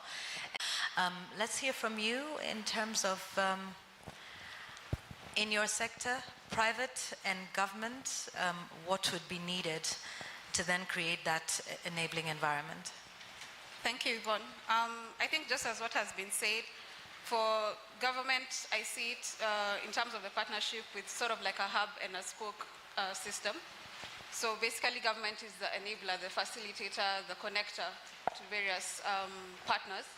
So government could be the connector to international or global partners. They could be in terms of regulation, policy formulation that actually enables us to have that ecosystem, that actually supports the ecosystem. And for the private sector, generally private sector is able to invest a lot in many ventures that government wants to undertake. Aside from that, private sector can ease things like knowledge transfer, as has been mentioned in terms of education. private sector as well, things like financing, I think even power as well, can be big contributors in terms of the partnership. But aside from that, I think, as I said earlier, having that common goal, in healthcare, having the patient at the center of all our thoughts and all the plans for the ecosystem is key, so that every decision that is made is actually having the patient at the end of that goal, the community at the end of that goal. Yeah, thank you. And health is definitely important in terms of powering work productivity, right? If people are not healthy, they don't work. If they don't work, they don't generate funds. If that doesn't, I mean, it's a whole ecosystem and a whole value chain, right? Yeah, yeah. That's true. And even more to that, now that you've mentioned the value chain, we have to look at the suppliers, the manufacturers, the distributors, the retailers, the whole chain, so that if everybody is able to, because one of the things, if you look at healthcare, there's an iron triangle, which is access, quality, and cost containment. And the challenge is always, how do we change one of these things, let's say reduce cost, without affecting the other two? That's what the challenge that is always there. So you want to bring quality healthcare, you want to make sure all Kenyans can access healthcare, but you also want to contain your costs. So that's where the divide usually comes up. But if we have a business ecosystem that supports us containing cost while maintaining access and maintaining quality, I think that would be quite successful. Okay, all right, thank you. Charlotte? Yes, thank you. I think you brought up a very good point of having common goal. And I think the next thing after that is, how do we actually approach one another? I remember when we were thinking about, we want to engage the government at this point. How do we access the government? And I'm sure from the government side, you're thinking the same thing. What kind of innovation is there out there in the private sector? And I think summits like this, conferences where we actually come together and have these discussions, helps that a lot to understand, okay, yeah, we are quite aligned, like we have common goals, and we can start to have those conversations and we understand how we can work together. But it's how do we meet each other and how do we access one another? I think that's a barrier that I've seen. Yes, and like you said, just to reiterate that we're all here, so take advantage of the opportunities that present themselves here. Network, meet people, go out of your way and understand what they do. For those who might have a challenge accessing the government, they are all here. We've got county governments represented here in full, right from the leadership of the county government, the deputies, and the CECs as well. So like you were saying, it's about that. Is that something that you found needs to improve, that we need to work on better, so that if you have an idea, it's easy to access both financiers in the private sector and those in the national government and county governments, and vice versa? Is that some more work we need to do? So that's a great question, because I think I also speak possibly also more for those early stage companies that might not have engaged with the government in the past. They're just starting off, they have great ideas, and they want to figure out, how do we connect, How can we serve the government? And yeah, so I think that first introduction, So and that's you're where- right, this is a great forum for it. I'm very excited for today. All right, great. So more work needs to be done for those who are starting out. Because for those who already have a relationship, then it's an ongoing one. Okay, so some point to note there. Aska? Yes, thank you, Yvonne. On the spirit of how we create enabling environment from the local county, the local government, I would say if you look at agribusiness, there's a lot to be done and a lot that we can do, and so much that we've started on already. When you look at, let's say, the produce, which is already harvested, for the farmer to access market, we need the roads. And the roads, the farmer won't make any roads. We need that to enable them to make more money. And also the youth have always complained or put their concern that they don't have capital, they don't have security. On that line, the county or the local government can come in and create what we call CBOs, the groupings, the cooperatives, so that this youth can come together to access credit together, to access information together. Also, already we have extension services where, like I mentioned, it's been made very easy. E-extension services, where just from your phone, we can get information from the local government, which makes the work easier for anyone who wants to step into agribusiness to come in. And lastly, the certifications, mechanization, and even like when we talk about, I know from our county, there is the rice irrigation. This has been made possible from the local government where there is irrigation in place. If we have such, it makes the collaboration easier. Thank you. Thank you for that. Powering the economy and powering the sector. Good. I know you've talked about the county business managers that you have, and that's a great approach. So tell us more about that. Yes, thank you, Yvonne. Actually, our mission is powering people for better lives. And probably to talk about the interventions we have in supporting the business in various places, especially in the county governments and even in the local government. One thing that we are aiming at doing is to provide a reliable and affordable energy. I know currently we have challenges, especially on the reliability. We went on a connectivity spree, if you can remember. We pushed the connectivity. It has reached about 9 million customers in the country. And that has come with its own challenges in terms of maintenance. We have a dilapidated network. And the reason why EPRA actually approved the tariff increase, one of the reasons was that we want to reinvest the money in ensuring that we maintain our lines effectively so that our customers may get reliable and affordable energy. This will, I know, will enhance business sector. We also have several products, especially where we intend to give our customers power through deferred payments, especially if we have an investor who is unable to pay the capital contribution. That's why we have the county business managers.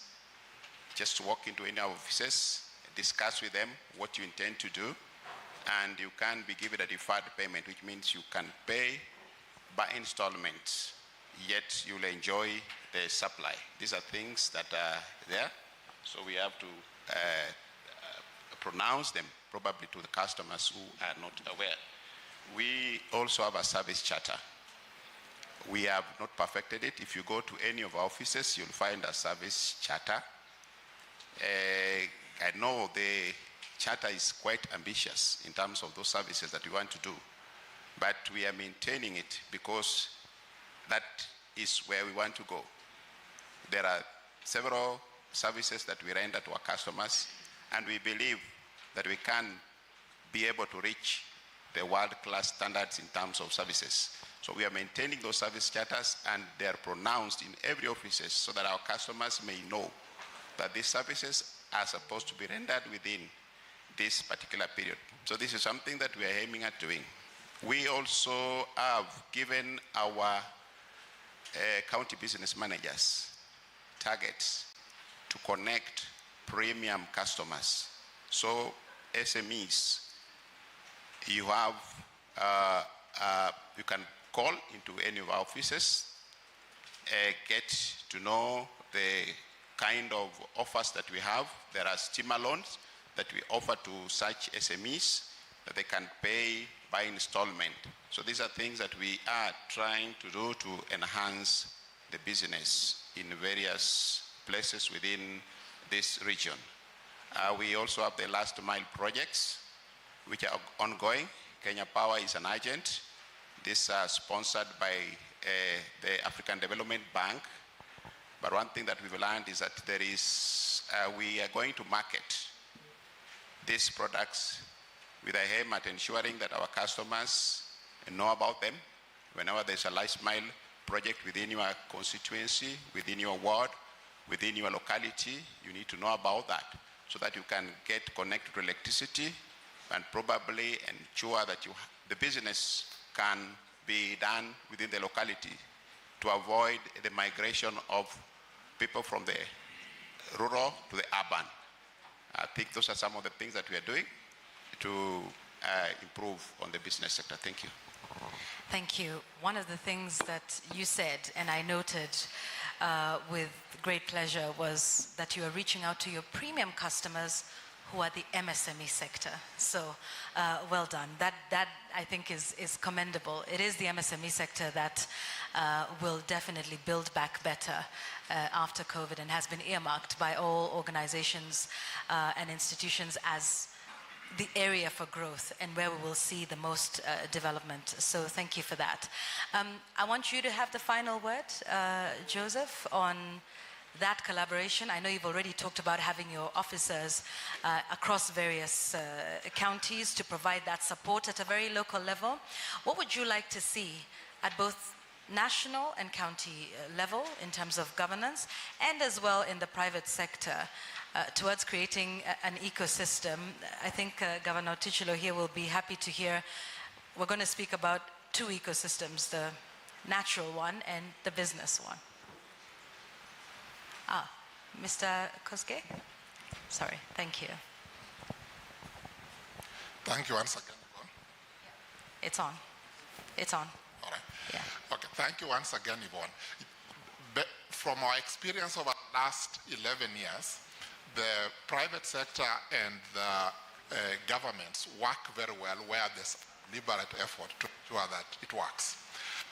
And so what we would like to see is governments putting the interests of the private sector, and especially the fight against climate change, at the center of all their plans. We would like to see this in the CIDPs at county level, integrated development plans at county level.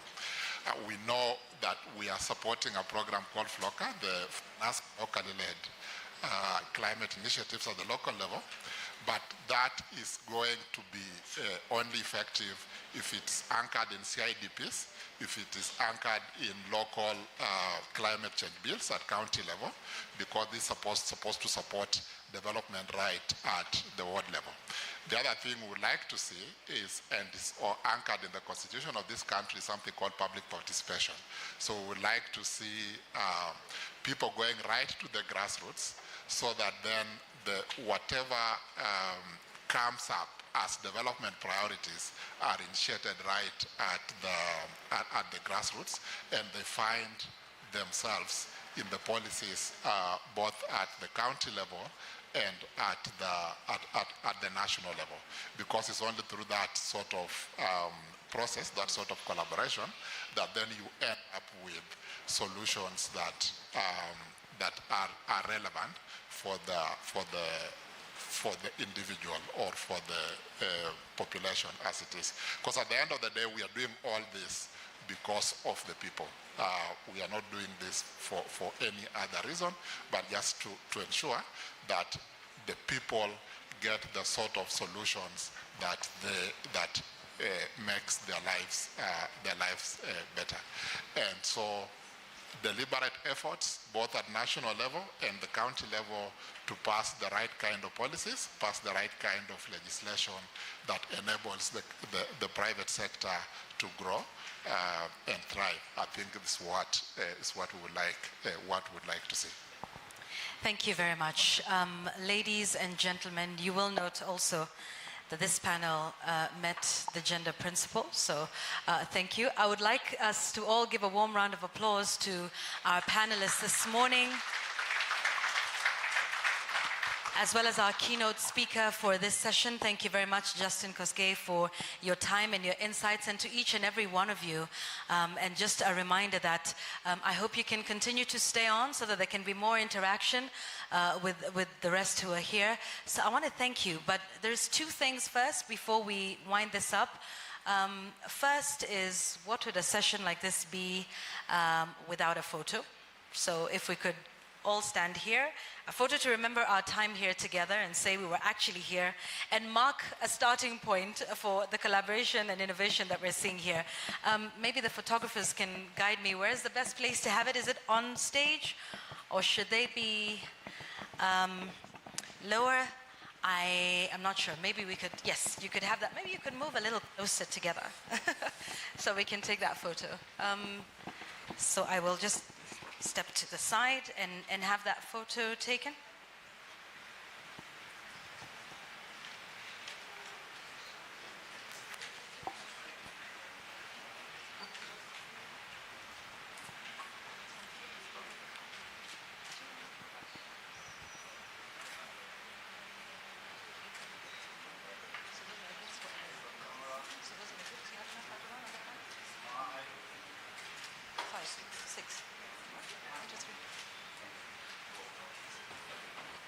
Okay, so while we do that, we also just want to give you a little something. Maybe we can do that here.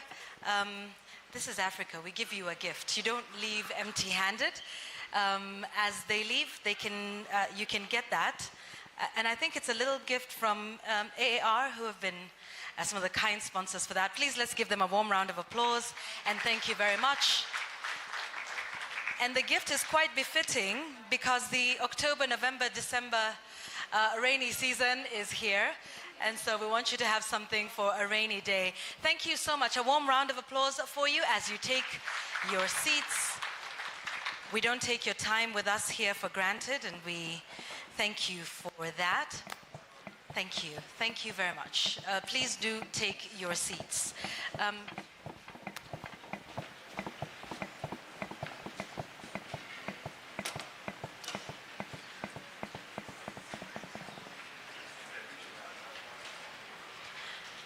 All right, so we're going into lunch in just a moment.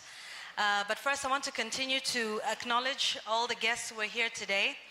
And governors, Governor James Orengo, thank you so much for making time for us here today. Karibu sana. You are most welcome. And like we said, we've had a photo with the panelists. What say we have a photo with the governors, no? To remember here. Governors, would you please indulge us up here for a photograph? Just so that we can remember that we were here today. Your Excellencies? Yes. So we invite the Excellencies to come on stage for our photograph. To remember this. This is the day that tutakumbuka. It is the day. In the annals of history. Yes. The governor of Kisumu has told us about the tapestry. If you had his speech, so this is all in the tapestry of this beautiful day.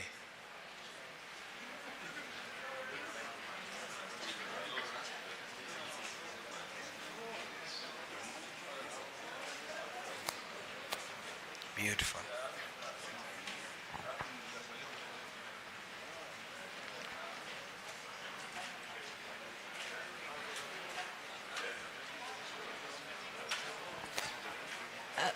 Do you have the photographers? Are you good? Okay. Please hold. May we have the deputy governors, please, join, as well as Madam CEO, please. Yes.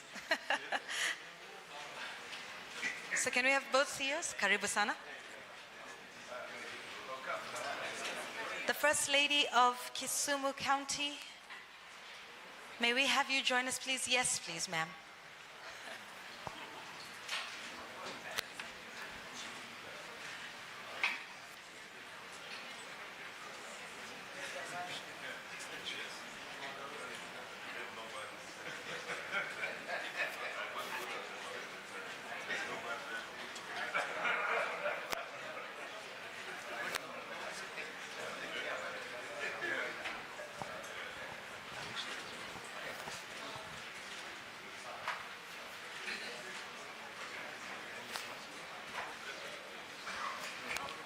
Maybe one last one, sorry, with the sorry. partners. Sorry,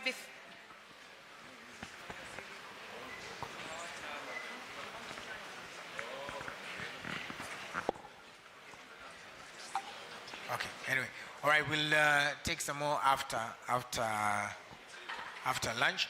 All right, so what we're going to do now, we're going to go for the exhibitions.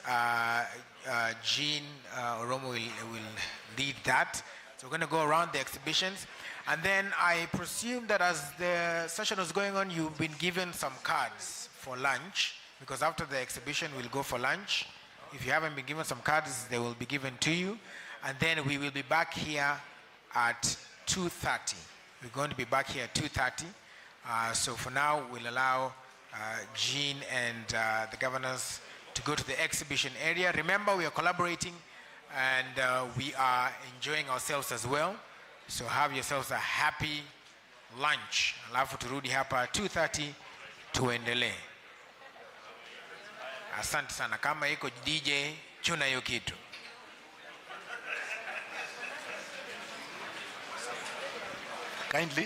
Kindly don't leave. Let the governors leave first. Kindly, somehow keeping orders. Just remain seated. Allow the governors to leave first and the deputy governors, then we follow them. Kindly.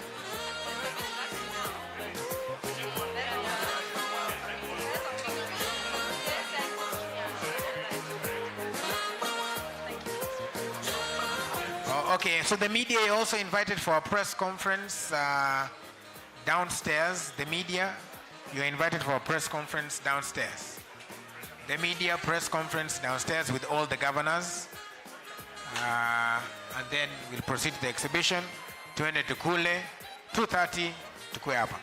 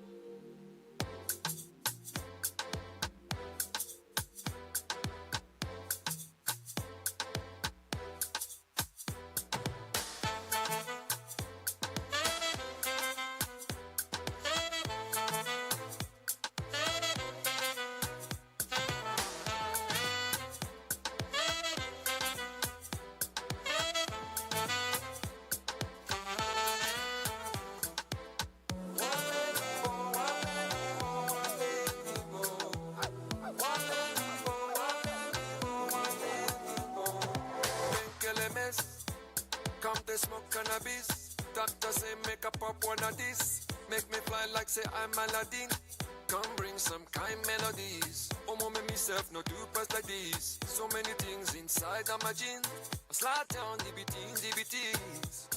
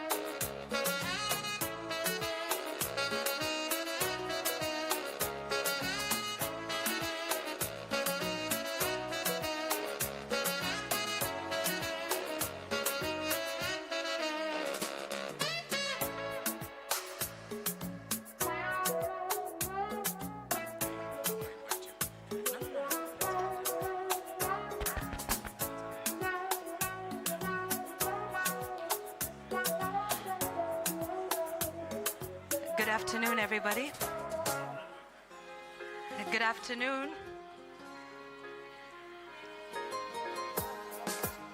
Maybe we can turn down the music a little bit. Good afternoon, everybody. Yeah, that's a more robust one. I hope you enjoyed your lunch break, and I hope that the walkabout with the exhibition has also been helpful for you to see what is on display here. I'd like to just call the room to order. Could we please all settle down, if you don't mind? Please take your seats, ladies and gentlemen. We're ready to begin. Our chief guest is here with us. Thank you very much for your kind attention, and welcome to this afternoon session that we are having here. We had a great session in the morning with the private sector, taking a look at the areas of collaboration. Once again, I just want to remind us, ladies, gentlemen, thank you very much. So I'd just like to remind us of the house rules. I hope our phones continue to remain on silent. Our next sessions are going to be just as enlightening as the ones we had in the morning.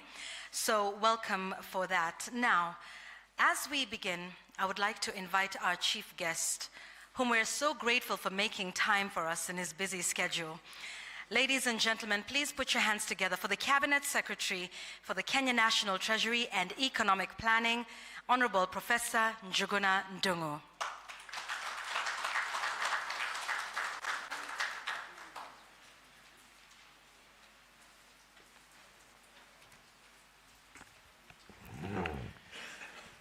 Good afternoon. I have one of the disadvantages of having to speak after lunch. And you will perhaps forgive me if I don't manage very well. But the most important thing is that let me first of all acknowledge being here for me is really a privilege. And I thank His Excellency Honorable Peter Anyang' Nyong'o, Professor Peter Anyang' Nyong'o, who is the governor of the Kisumu County and the chairman of the Lake Region Economic Bloc. And I do believe that most of the issues that we want to deal with not only touch on the Kisumu County, but the Lake Region Economic Bloc. And Professor Anyang' Nyong'o and I know each other. He's my friend and mentor for many years. And I do believe that the changes and the issues that we talk about are issues he has dealt with.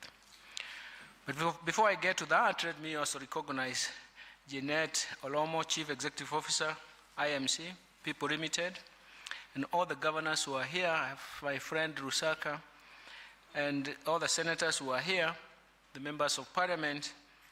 And let me say that all distinguished guests, you're welcome. I would have liked to say that I acknowledge the established protocol, but because I was late, let me actually bear that brand. The first thing is that I wanted to be here at 9:05. I could have watched the exhibition early enough, but somehow some urgent meetings came up. In fact, in the end, I was almost failing, but I managed to hitch a lift. And when you hitch a lift from someone, of course, you abide by their time. So I'm happy to be here, even with all those difficulties. But let me start by saying that I feel very honored and privileged to join you today during this inaugural Business Ecosystem Summit here in the great county of Kisumu. 2 weeks ago, I was in Kisumu and I was driving around in Kisumu, and I wanted to call the governor and ask him, what is the magic? Because it was so clean, the traffic was so orderly. I think I come from the other part of Nairobi, which is slightly mud and obviously dirty. So you can imagine I was feeling very honored. So it gives me a lot of pressure to come back and even acknowledge that. So I thank His Excellency Honorable Professor Peter Anyang' Nyong'o, the governor of Kisumu, and his responsibility as chairman of the Lake Region for extending that invitation to me as the Cabinet Secretary of the National Treasury and Economic Planning. I find our lives are very intertwined. When I helped even government do some few things, he was the Minister for National Economic Planning, and I'm very happy that some of the actions that we took then are still evident. I note with satisfaction that this summit has brought together participants from both public and private sector. I've gone into even to the exhibitions, and I'm very excited about the prospects of our value addition program. And I do believe that that mix of participants presents a great opportunity to broaden our reach and investment networks to enhance a win-win cooperation. I'm very happy that my remarks this afternoon, although I had prepared them for the morning, are going to be structured in 4 areas. The first thing is I wanted to emphasize the role of markets to support private sector investments. And I think some of the innovations we saw at the exhibition are testament to that. Second, I will briefly touch on investment outcomes and the role of public investments in supporting, complementing the complementary channel through which private investments tags along with public investments. And third, I want to touch on policies and supporting frameworks that the government at both the national level and the county level should bring out to support the private sector. And finally, it is important to conclude with what are the expected outcomes. So, ladies and gentlemen, first, the role of markets is very, very important to us. It is it's in the markets that we have to support the private investments.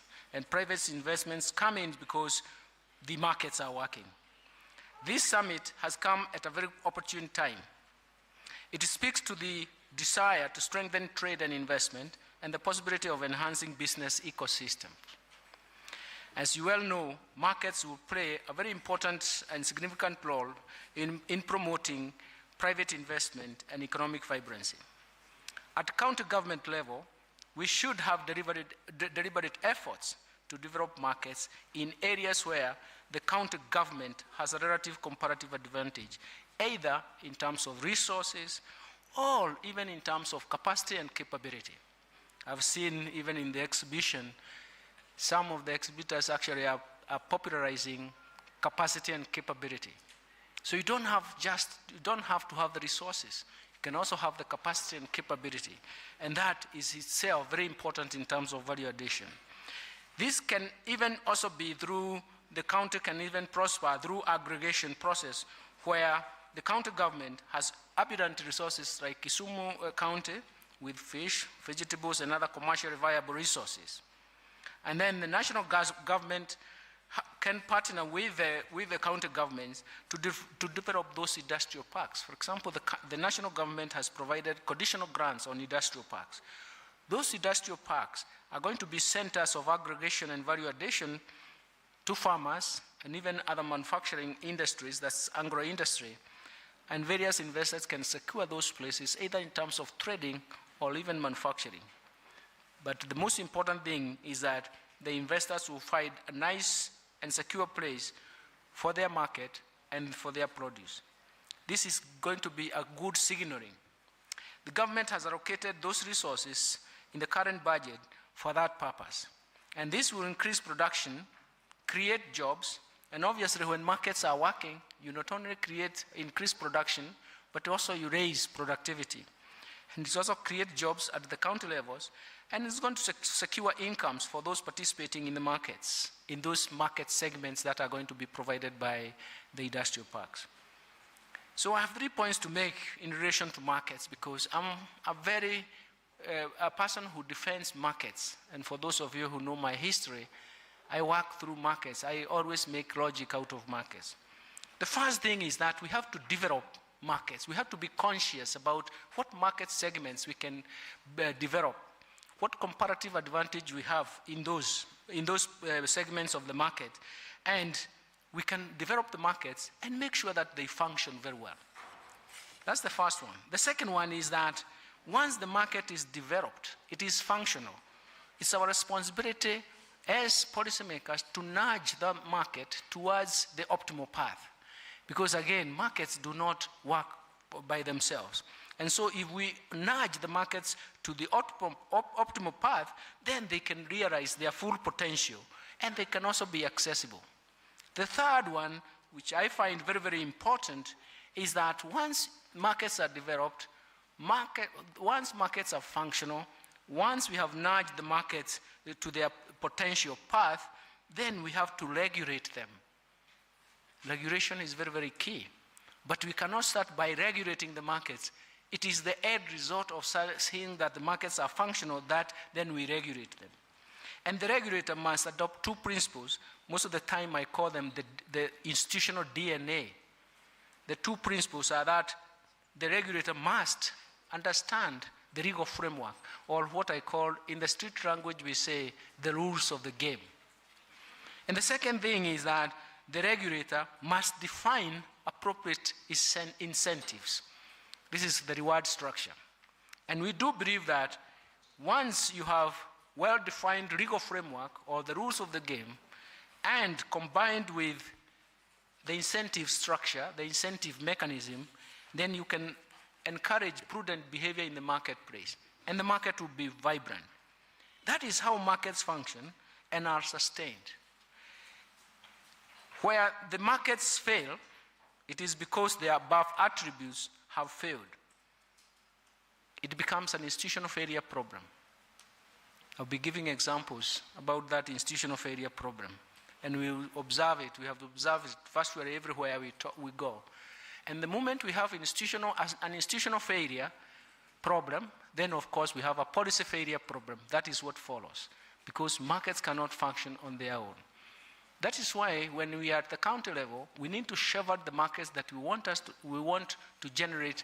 By the way, I always start by saying it is in the markets where incomes are generated or economic rents are generated, or in simple language, I have been told that sometimes I should speak English.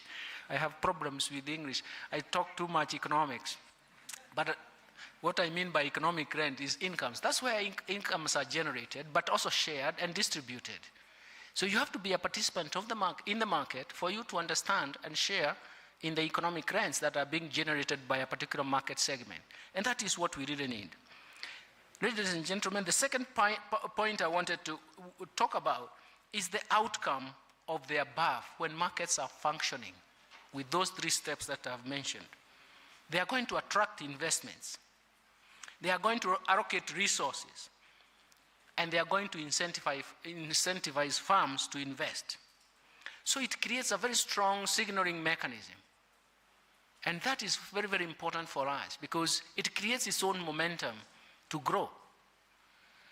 The development of markets and their efficiency is critical for us, especially private businesses. It is critical for us to create capacity to adapt and to a changing environment, and also where the returns on investment hinge on the flexibility, adaptability, and even development of these markets. So you can tell, ladies and gentlemen, in the process, economic vibrancy and growth is enhanced. We do believe that this is the way to go. And we have examples to show that this is where we have come from. When investors are able to appropriate returns from their own investment, the momentum for investment and market development builds up. In my earlier life, I've even managed to come up with studies of showing why investors do not invest. Because the moment you cannot appropriate returns from your own investment, then it means that you're not going to purge back the savings, isn't it? So it's very, very important. At the same time, you ask, why is poverty hitting on us? It is because the economic vibrancy was curtailed. We are not investing. We are not enlarging the production space. It's very, very important. One of the recent studies that is actually overturning the brief that we had several years ago. We had a brief, especially in the year 2000, and the World Bank picked it up. We analyzed the relationship between growth, poverty, and inequality. And the strong arguments that time was that you can have growth, but it can be choked by inequality. So essentially, poverty is sustained. So the World Bank came up with poverty reduction strategy paper, just to try and show that we can push that idea. 5 years ago, we realized that this was not working. We realized that we needed to talk about growth, poverty, inequality, and redistribution. It's a good lesson. The kind of work that has been published now, especially if you want to check out for those who belong to the same class as ours, of trying to see what has happened, is in the Journal of African Economists in Oxford University. We showed that growth, strong growth, will significantly reduce poverty, but has to be supplemented by targeted social protection programs that will flatten inequality in the long run. So we have combined growth, poverty, inequality, and redistribution. And we also showed that actually targeted social protection programs worked. They worked during the COVID, isn't it? After the close down, we also have some work that we have shown that after the close down, the government initiated targeted social transfers, and it reduced actually the spread of COVID by 9% in Kenya. You can imagine countries like Switzerland actually reduced the spread by 19%. But you can see can be counted. 9% wasn't bad.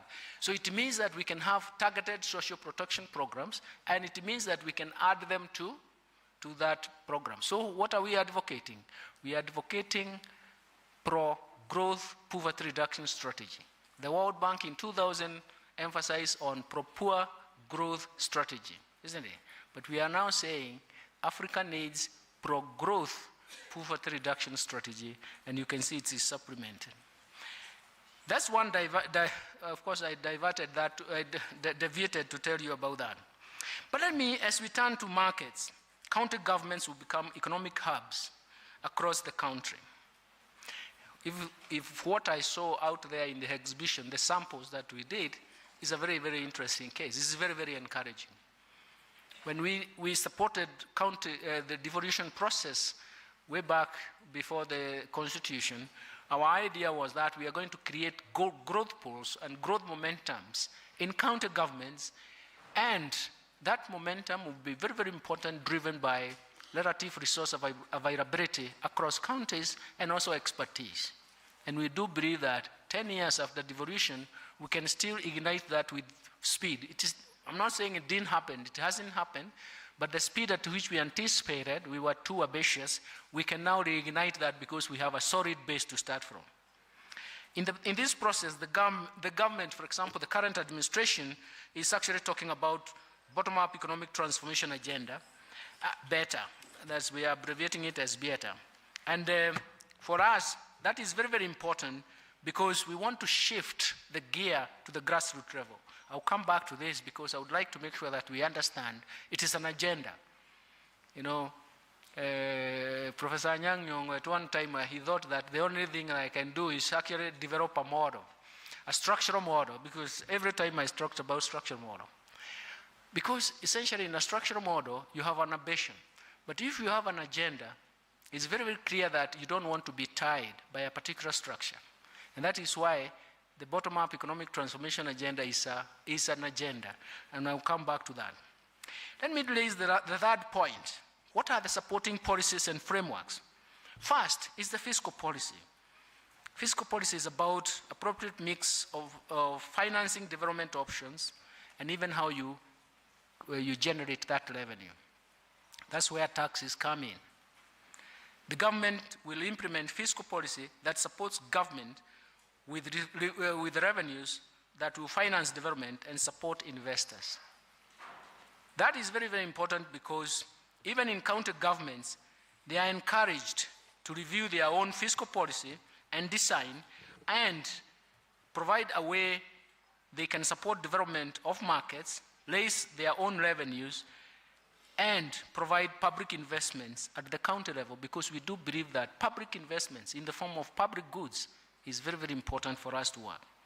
Second, the government will continue to implement monetary policy that reflects the economic realities and supports stable and predictable relative price structure. Because without stability, without relative price stability, or the true picture of relative prices, by the way, the core of economics is to say relative prices is going to determine the allocation of resources. But without that, it can't work. For example, inflation should remain within the policy range of between 2.5% and 7.5%. Yesterday I looked at the data for the current inflation. It has come down to 6.7%. So you can see that it is in the policy range.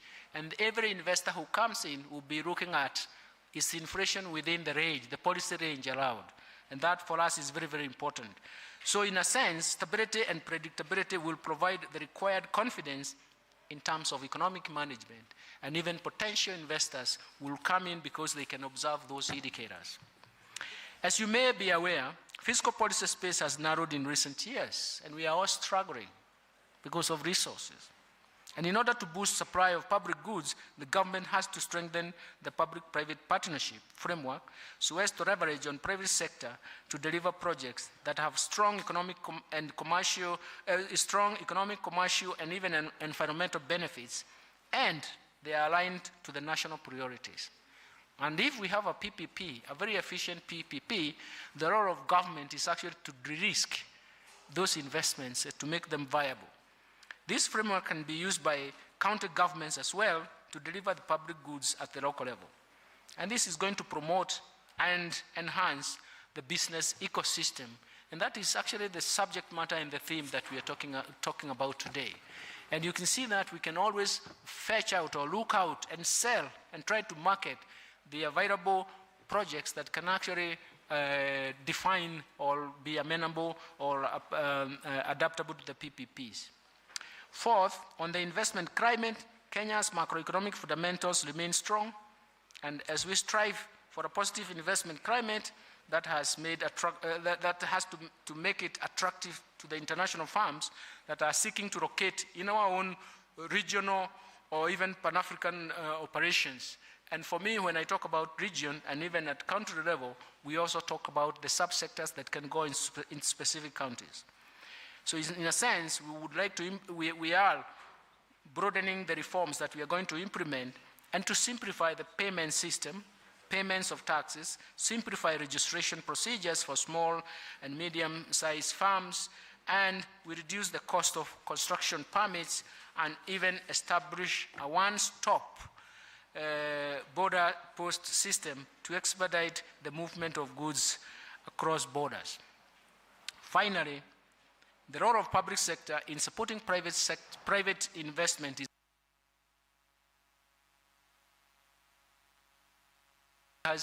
it is timed, eh?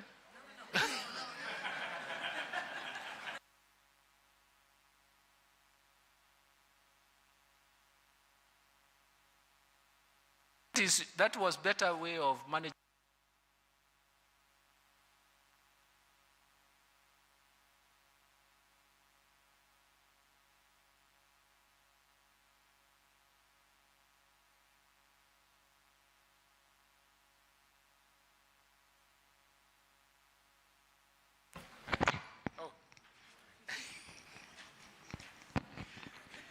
Can't carry the weight of, it is carrying a lot of weight, and now it's having problems. Okay, it might barely support itself, but if it does, we will work on it. I was just saying that before, when my friend Governor Arati came in, Simba Arati, I'm in your neighborhood. I came to visit Kisumu City. I wanted to talk about the final point about how public investment can support private investments. And for me, this is a very important link. That's why we do this. The government has over time developed quality public infrastructure projects across the country, making it easy for goods and people's transportation. This is accessibility to the market. And this helps us in terms of lowering transactions cost. In the budget that I delivered in Parliament in June 2023, the government committed to continue expanding critical public infrastructure in roads, railways, sea, airports, and even ICT. Additionally, at a bottom-up economic transformation agenda, the government, in partnership with county governments, will be establishing ICT hubs at the ward levels across the country. And this is going to support the youth access ICT and engage in e-commerce at local levels. The role of public investments in the infrastructure these public investments in the infrastructure are important at the private sector level, because the most important thing they do is to lower transactions cost. If you look at our MSMEs, they are transactions heavy. And so it means that if physical infrastructure will support them in terms of lowering their transactions, you are indirectly going to enhance their profitability. And that's very, very important for us, because you invest so that you can get maximum returns from your investment. And those maximum returns can be devoured by transactions cost. And so if the public sector provision for physical infrastructure comes in and they lower transactions cost, then they are going to enhance the profitability. And as I said earlier, if you invest and you cannot appropriate returns from your own investment, then you continue investing. You stop investing. So in this respect, public investments complements private investment by enhancing their profitability. And that is why we are even going back and even talking about the PPP strategy that will help us support to roll out additional public investment, because the government is constrained with fiscal space. So we can only get additional value from PPP. There are a lot of advantages in PPP. One of them, I call it the endogeneity between public and private sector. The private sector would like to start returns very early.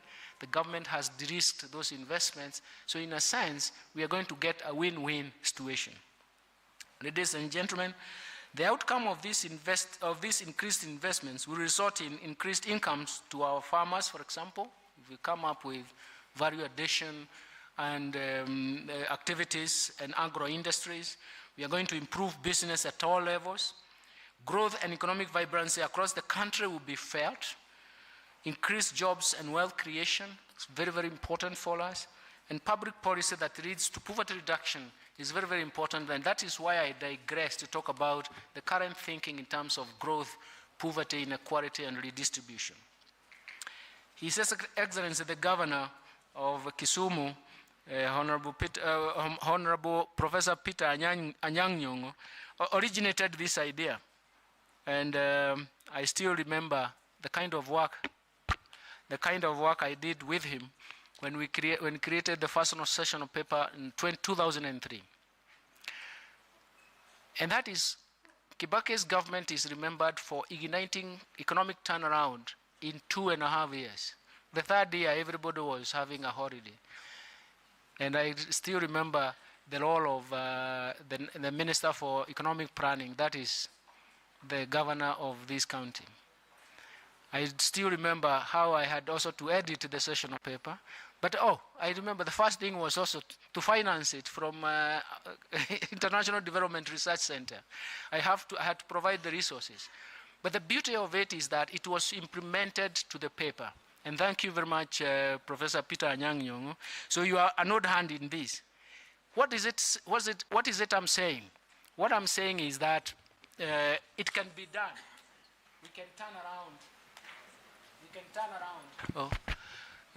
We can turn around virtually all aspects with determination to what we really need to do.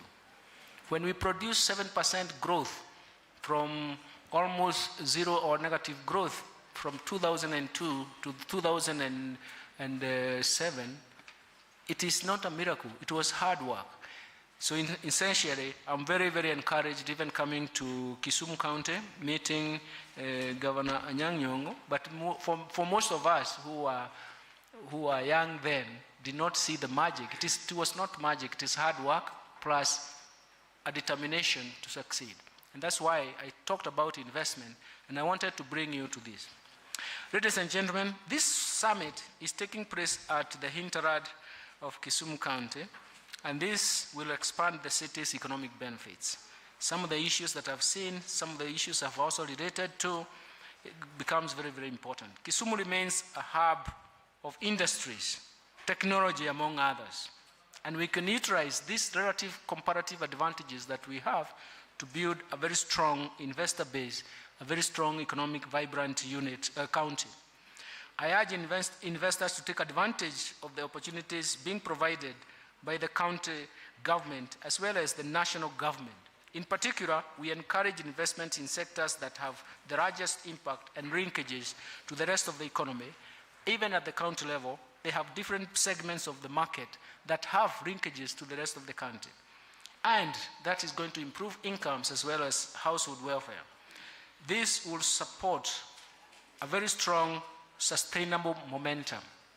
We can't get it going until we have adequate investment, and those adequate investment are safeguarded and ring-fenced so that they produce the desired results.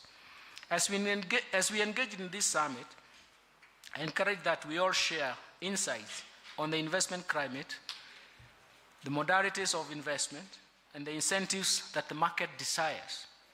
Once markets work, we shall not only boost incomes and foreign exchange earnings, but we also foster high economic growth, a vibrancy of the economy to boost jobs and wealth creation. That, for me, is very, very important. Let me say in conclusion, ladies and gentlemen, I will end up by talking about the bottom-up economic transformation agenda. And this is the focus of the new administration. But because it's an agenda, I thought it was important to take note that being an agenda, it's good to expound on the agenda. The first thing is that it carries some insights which I have so far elaborated, both at national level and at county level. And I can expand a little bit. The agenda has two components. One of them is bottom-up, the other one is economic transformation. And the whole issue is to say, how do we combine them, and why are they combined? First, the bottom-up. Why the bottom-up? It is because most Kenyans have sunk into poverty, actually abject poverty. Mostly because their segment of the market was interfered with. And you don't need to look far. Look at the sugar growing regions. Look at the cotton growing regions. I know when I was we had Kipra trying to revive the cotton industry. I even remember my friend then, they came to me, I was in IDRC, I was a donor, I provided resources to revive the cotton industry, but it still went to sleep. Look at coffee growing industry. I come from the coffee growing, and I almost missed school when coffee collapsed. Okay? And, do I need to give more examples? In this region, when I talk about sugar industry and cotton industry, you get it. If I go beyond that and talk about coffee industry, you can understand why we have failed. These markets were interfered with. What happened to these vibrant economic activities? Markets were interfered with, and the market development, market protection, and market regulations failed. That is why I expounded that point before. You need to develop, protect, regulate, nudge the markets and regulate the markets. Markets were interfered with, that's why they failed. It is an institutional failure problem that pushed policy to fail, and the outcomes you can see now are evident of an institutional failure problem that drives policy failure. So the abject poverty we observe now in some regions has a bearing on the institutional failure that has driven policies to fail. Let us learn from these historical mistakes. Let us create interventions at the bottom of the pyramid to make markets work for them and markets to work for everyone. I advocate that because I do know that it works. Even if you go back to the example I was giving from 2003 by Kibaki regime and Professor Anyang' Nyong'o's work in economic planning, we showed that if you uphold regulations, then it means that markets can work. And once markets work, everything will work for them, for everyone. Markets must work for the poor, but more importantly, they must also work for everyone. The second is economic transformation. There are two driving forces here, or driving factors, that has failed us. One is human capital development, and the second thing is raw savings. I've emphasized on human capital development because if critical institutions have no leadership, then we fail. That is human capital problem. When we have low savings, it means that we cannot ignite economic transformation. Economic transformation has thresholds. So for us to ignite a sustained economic transformation, we need to raise capital accumulation to thresholds that can ignite economic transformation. In addition, we need to invest in education, health, nutrition, and labor markets to boost human capital development. This will support critical leadership institutions to define the rules of the game, as I said, but more importantly, to uphold or redefine the appropriate incentives mechanism. That is the reward structure. This is why the BETA agenda is important to us at the national level and at the county levels. And everywhere you go, this is something that we have to uphold. And that's why I started saying that I want to to talk about markets. But when I talk about markets, they cannot thrive without the appropriate regulations, institutional support, as well as the reward system. The reward system gives us the opposite of reward is actually penalty. With these few remarks, let me say, I was used to saying few remarks, but there were never few. The teacher in me sometimes dominates. Governor Simba, the teacher in me sometimes dominates. But the most important thing is that I want us to get the message very clearly. So those few remarks are important, but I sincerely thank you all. Because with all business avenues and even local and foreign businesses coming to us, and investors listening to what we are saying and what we are committing, it is very, very important for me. And that is why coming to this summit is very, very important, because we want to send the clear message. We want to show the actions, and we want to signal that what we are doing, the future is very, very bright for us. And I'm sure as we do this, we are going to attract more investors. But we have to show that we are upping our game, and we are going to be there. And we are going to make Kisumu County a very, very important place to come in because of its vibrancy. And I'm sure it has the potential for investment. We only need to redefine what we really need to do. And the work of the county government is actually to protect those investments, nudge them to the appropriate optimal paths, but more importantly, make sure that they are going to be regulated so that they are not interfered with. Because once economic rents are not shared, distributed by participants in the market, then the markets will fail. And once the markets fail, all of us will fail. With those few remarks, let me say that I'm very happy to be here. I'm very happy to have been invited by my old longtime friend and mentor, Professor Anyang' Nyong'o, and thank you very much to see that I can come here a few months or years to come and proclaim that what we predicted is working. It's for us all. It's our own effort. Thank you very much and good afternoon.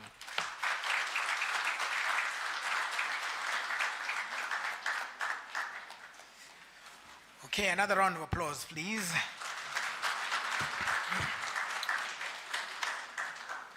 Very important points there. Bwana CS, karibu sana. You know, you mentioned something casually here, and it just gives us a sort of a perspective of what your job looks like. You said, I was checking the inflation rate the other day. You know, here, normally when you wake up and check your bank account balance, hiyo ni yako. Yeye anaangalia ya nchi. And because it might be stressful, we invite you. We have something here. There's a fish here called kamongo. It will take away your stress.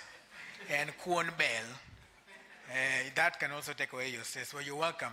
And asante sana, asante sana. One more, a round of applause one more time. It is amazing to, you know, just listen to all the speakers come here. We want to go into another plenary. But before we do that, I'd just like to also once again, as has been already acknowledged, acknowledge the presence of the Governor of Kisii, Paul Simba Arati, His Excellency, karibu sana. Karibu sana, thank you for joining us. And today, like we said, remember, I will keep reminding you again so that when you go home, you remember it is about collaboration and not competition. We are all coming together. Imagine what it would be if all the 14 counties in the LREB really work together in an ecosystem. It will be an amazing, amazing powerhouse. I'd like to take this opportunity before we go into the plenary just to acknowledge one more time and very briefly again our sponsors. I would like to say asante sana. to them for coming. We have our platinum sponsors, which are the European Union, KCIC, AAR Insurance, Asanteni Sana. Our gold sponsor, APSA, Asante Sana. Our silver sponsors, ICA Lion, Kipchimchim Group, EPZ Dada, Aga Khan Kisumu, Kisumu Specialist Hospital, City View Outdoors Kenya, and Kenya Power, my favorite. Leo mutawacho, wamesema leo stima itakuwa. Last week walitufanyia ile mambo lakini leo, hallelujah. I have supporting partners, Redbus, KNCCI, Kisumu, Jubilant Stewards of Africa, United SMEs Association of Kenya, Agribiz, Ciala Resort, and if you will join us for dinner, we invite you at the Sarova Imperial Hotel in Kisumu. Right now we want to go into the next plenary, which is, of course, about, it's a government session plenary, governors and government, and we want to just basically learn more about what it takes to cooperate. Remember today we're learning about cooperation, coming together. So we want to learn, we've had this word called PPPs thrown around, how feasible, how important, how is it structured, how can it work among such investment priorities as well. We want to unpack all of that. And I want to invite the participants of that particular plenary. First of all, of course, we invite the moderator, once again, the beautiful Yvonne Okwara, Karibu Sana on stage. And then I would also like to invite His Excellency Honorable Kenneth Lusaka, Governor of Bungoma County, to also join us on stage. Then we'll also have His Excellency Excellency Philomena Binea Kapkori, Deputy Governor of Trans Nzoia County, to join us on stage. Excellency Dr. Mahiri Joseph, Deputy Governor of Migori County, to also join us on stage. And also His Excellency Paul Simbarati from Kisii to join us on stage. If you're here, you can go ahead and join us on stage as well. Go ahead and give them a round of applause as they come. A mighty round of applause.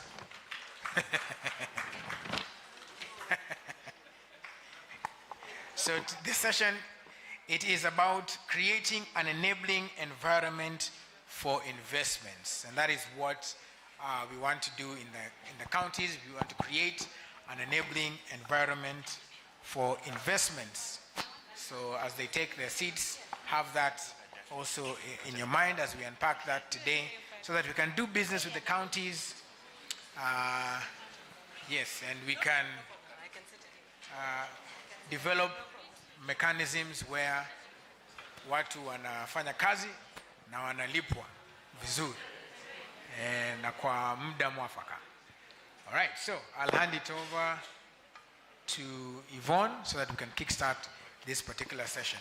One more time, a round of applause as they begin.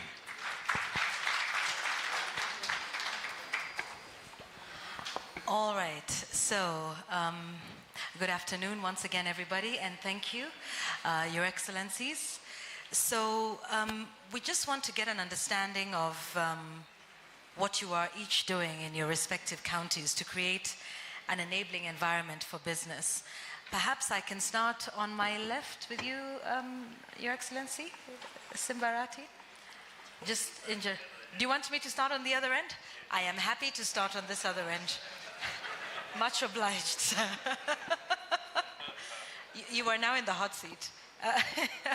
So we just want to understand in your county what you are doing or what efforts are being made to create an enabling environment for business. Okay, thank you very much, Dr. Joseph Mahiri from Migori County, a Deputy Governor.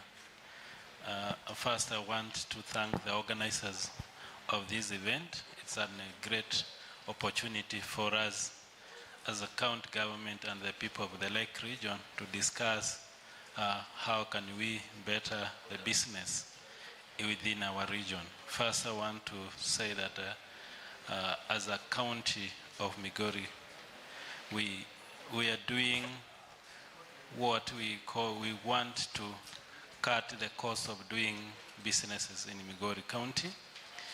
The other thing we are doing is to open our rural areas with a good road network that farmers can be able to take their goods to the markets.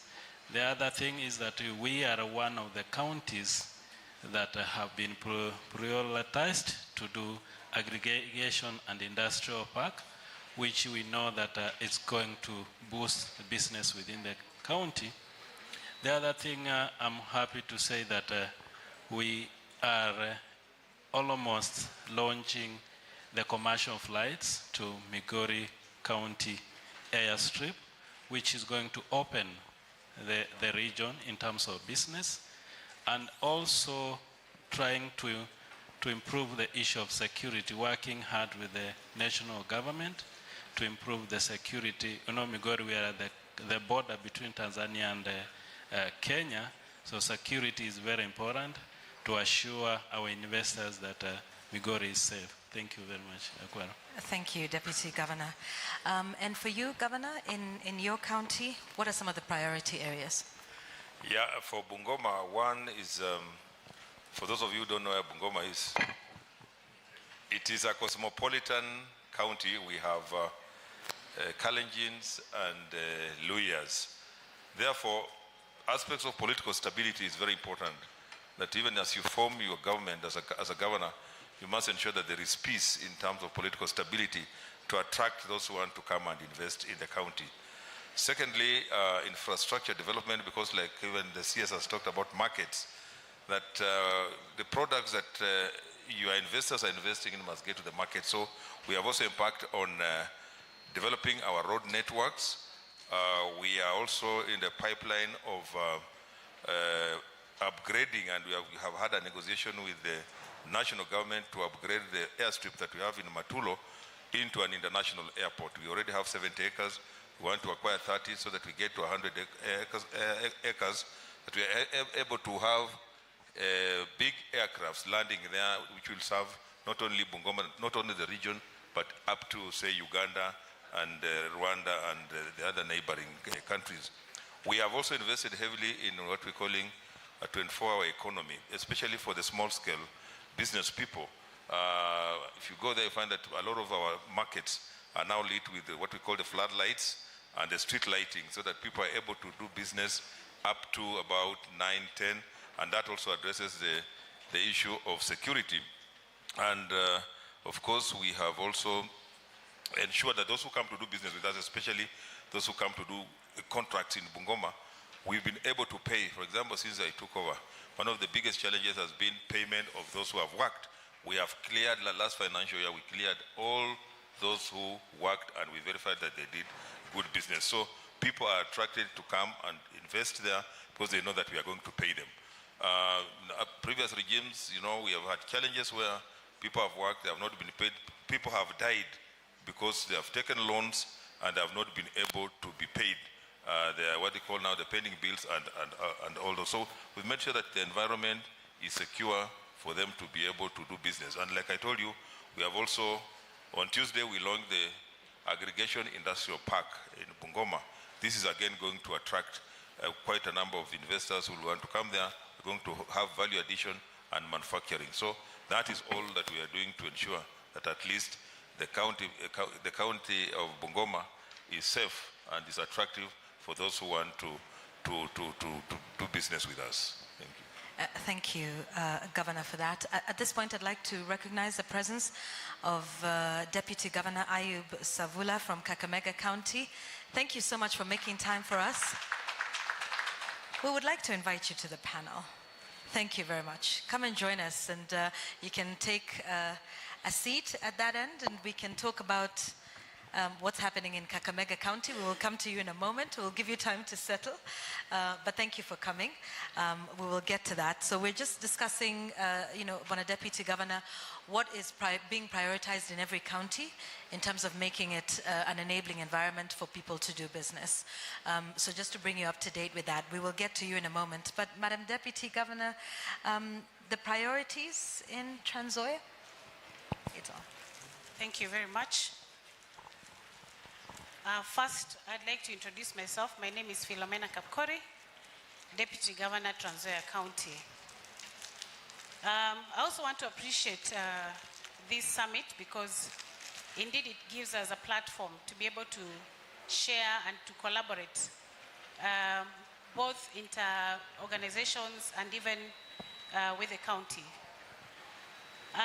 We have quite a bit in terms of what we have prepared or how we are embracing what we all are talking about, spurring the economy through investments. One is that we realize that for investors to come in, we have to make the situation conducive. And I like what an earlier speaker had mentioned about, I think he said something like investor-ready ecosystem. When you look at it, and I like the word ecosystem because without roads, then really we don't attract investors. Without water, without hospitals, and other amenities. So one of the things we have done as a county is that we have given priority to some of the projects that had not been completed, especially we have not had a big hospital, and we have recently completed our referral hospital. And we have put that as a priority area because even as investors come in, we want to ensure that their health is also taken care of. We have plans and already have started on road constructions, including one of the main roads that goes all the way to the border because we happen to have the border, which is Swam border to Uganda, and already that road is complete. The industrial park, the aggregation and industrial park is going to be in one of the sub-counties that is very close to the border. And for us, I think that was really a priority area so that even investors from across have access to the industrial park and even to the county. So the issue of roads is one of them. Infrastructure in general, including even digitalization of revenue collection. And we have recently had discussions with some service providers, and we have agreed and even signed MOUs on how they can provide, so that even as investors come in, then it is easier for them to pay revenue. It is more convenient for them. So we have actually upgraded our digital revenue collection. The other one is on security, and I think it has been mentioned. We obviously want to ensure that our investors, when they come, are working in an environment that is peaceful. So we are working very closely with the national government and to just ensure that there's peace. We happen to be like a transitional kind of county where we'll have sometimes refugees coming, and recently we had over 1,000 that came from Uganda. So in such a situation, we have to make sure that indeed our county is conducive in the sense that there's peace, because those are people who can easily, those are situations that can create, clashes or any other such thing that is not, peaceful. So what we have done is that we ensure that security is really, really top, especially being a transit county as well as a border county. The other thing is that we also have an airstrip. And this airstrip is actually quite small. So we have plans to expand, and we have spoken to the owners of the farms around the airstrip, so that we can be able to to buy the land and expand. Because one of the things we anticipate as a county, when the aggregation and industrial park comes up, then we'll be able to value add. And as you know, we are the food basket of this country, so we have maize and many other crops that we expect we will be able to value add. And in so doing, we want to have an airport that will be able to export our crops. You don't have to go all the way to Eldoret or even to Nairobi. So that's also another priority area for us. We also have, as I mentioned, streamlined I hadn't mentioned this, I think, the process of procurement. Because I think one of the things that counties have a reputation that when you do business with the county, it takes so long for you to be paid. And that is one of the notions we want to ensure that is removed from the people's minds, and investors especially. So what we have done is we have streamlined our procurement process in such a way that investors are paid on time. They don't have to wait. We want the banks to be able to trust us. We want our LSO to be almost like a banker's check, so that when you have an LSO from Trans Nzoia County, you go to the bank and they're able to give you a loan against that. I know that for sure because I'm a former banker, so I know how it was very difficult for us to accept an LSO, but we want to change that narrative. The other thing is that we also collaborate with partners, and we are actually looking out to see which other development partners we can work with. We want to fight the issue of extremism, polarization, violence within our county. We happen to border counties that have had issues with banditry, and I'm happy to report here that recently we held a peace conference within our county, being led by my governor, His Excellency George Natembeya, because we want to ensure that there's peace within the region. So the issue of banditry within at our neighboring counties, of course, that also spills over. We want to ensure that we do away with such kind of violence. And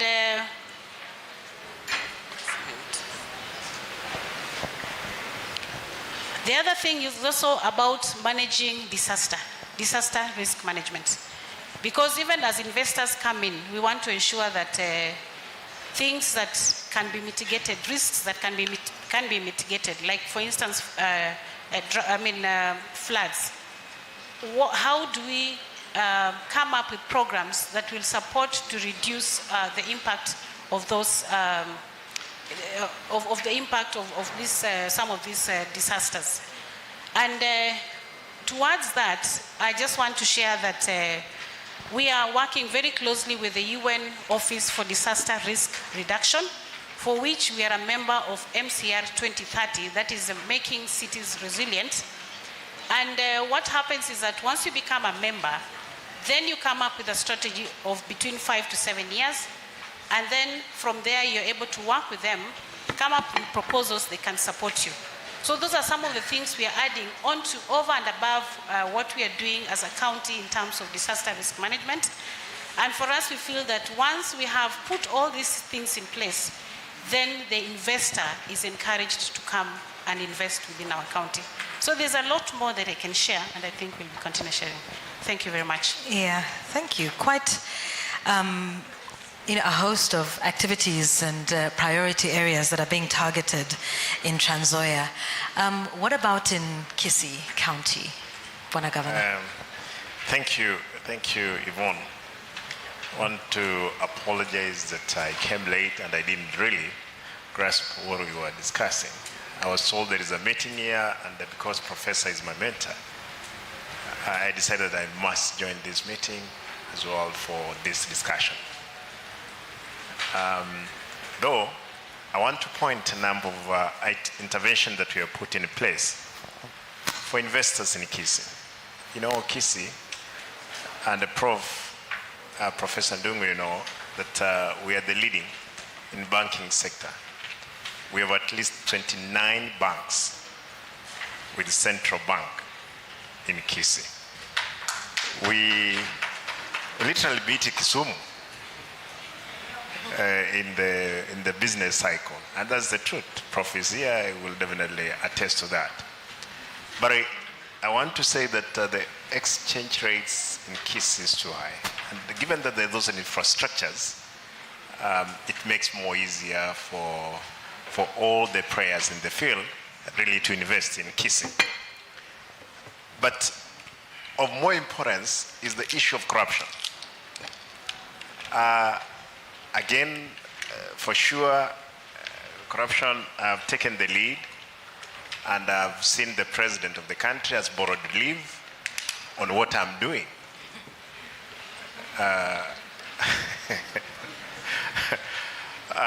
Up to even yesterday, I tested in Kakamega. We were in Kakamega, and there was like What Simba has done is what we are doing, from the audit of the workers of the county to the level of the securing the money meant for the public.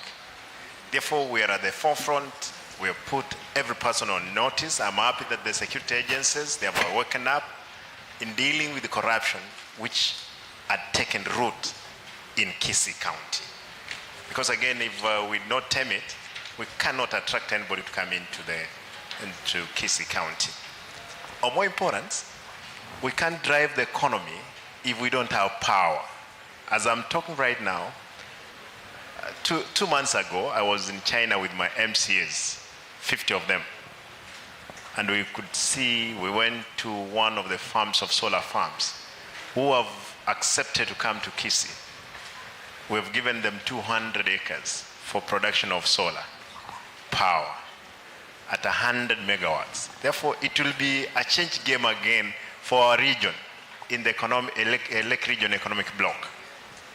It's something that we are on top of it. And those guys from China, they've accepted that they're coming over, they're putting up that plant in Kisii, in a place called Nyantragwa. TVET, again, all these people that who finished school and they have not joined universities, we have partnered up again with a team from Wuhan Polytechnic, who have decided to establish one of the institutions of one branch in Kisii to consume all those young boys and girls into industrialization skills that we're going to have. Therefore, we'll be having a team from here going to China. There is a number of expertise coming to. I have an advantage, and that's why I'm speaking of China. Most of the times I eat Chinese food in my house. Not most of it is seafood. Again, I want to say is that yes, there is a goodwill from partners who want to invest in Kisii. As well, even in the discussion we had with the president yesterday in Kakamega, he was talking about value addition on the only product in the country, that is soapstone we have in South Mugrango, the largest. I can tell you what I've realized, Prof, one of the companies that you have here, it was supposed to have put the factory in Kisii, but it moved because of the space here and because of the corruption then. They did not want to give kickbacks. You did not ask for any coin, they had to put that factory. But all raw materials is coming from Kisii. Again, is advantage because of the Lake Region Economic Bloc. We're in the same block. But I'm finding them heavily because of them getting those materials from my area. If they had to put it there, it would have been a bit concessionally we had put in place for them to do business. One of the things, again, as a Lake Region Economic Bloc that we have put in place, and it's an agenda we're advancing, is the Kenya-UK Health Alliance. This is a program I found Prof and others, they had started it. Kisii, it carries the pillar in health. And those gentlemen, the UK Export Finance, they were to give us 500 billion. When I met with the president, the current president, pleaded with him, he did accept, but in reduction. He gave us 140 billion, which went through the cabinet. They are in the last stage to have the center of excellence in health in the whole region. Though Prof is here, Professor Ndungu will attest to this, that indeed 140 billion has been put. We decided to pick Bomet, Askambas, Egerton, Kabianga, Maseno, and Masinde Mriro. Though Masinde Mriro, they'll be getting around 10 billion. Again, Kisii gets around 70 billion for the Center of Excellence. It's something that we are up on it. I've been sleeping on it, working on it. I'm happy that is shaping up. again, issues of security. Of course, you know that the most secure part in this country is Kisii. Other than those small things, the small of removing eyes of, but again, that was, I think, in Nyamira, but it's in Kisii. I can tell you the most secure place for investors, where we have symbols, where community policing has worked, it's in Kisii. For most of you, those ones who travel through Kisii, you know that. The problem we have is infrastructure, roads, which you are again, we have asked in the yesterday debate we had the president, he has accepted that he's going to open Kisii Sotik to be a dual road for easy movement. Again, we have pursued the issue of the airport, which will be at Nyangusu. We are keen. Apart from the only airport we have is Kisumu, which is doing fairly well. But Prof again will be having ours, God willing, in 5 years, which will be serving again Kisii, Migori, Homa Bay, Transmara, part of Narok, and of course Kericho and Bomet. Professor Ndungu, this one again will come before you. Make sure you give us money.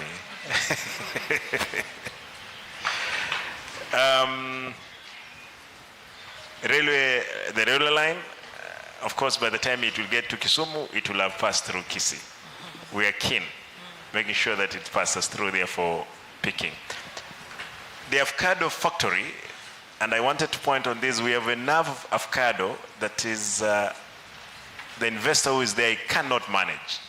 But indeed, even the oil which is extracted from the avocado from our factory is not sold in the country. All of it, it's in Europe and other parts of the world because of its cost. Therefore, we have big variety, a number of it. It has awakened the potential in avocado. I'll put up a nursery. Right now, we are producing 250 seedlings of ash avocado.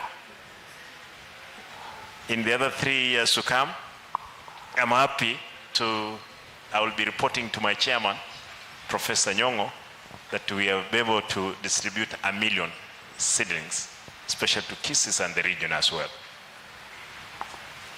I don't want to refill everything. There are those ones some people may copy.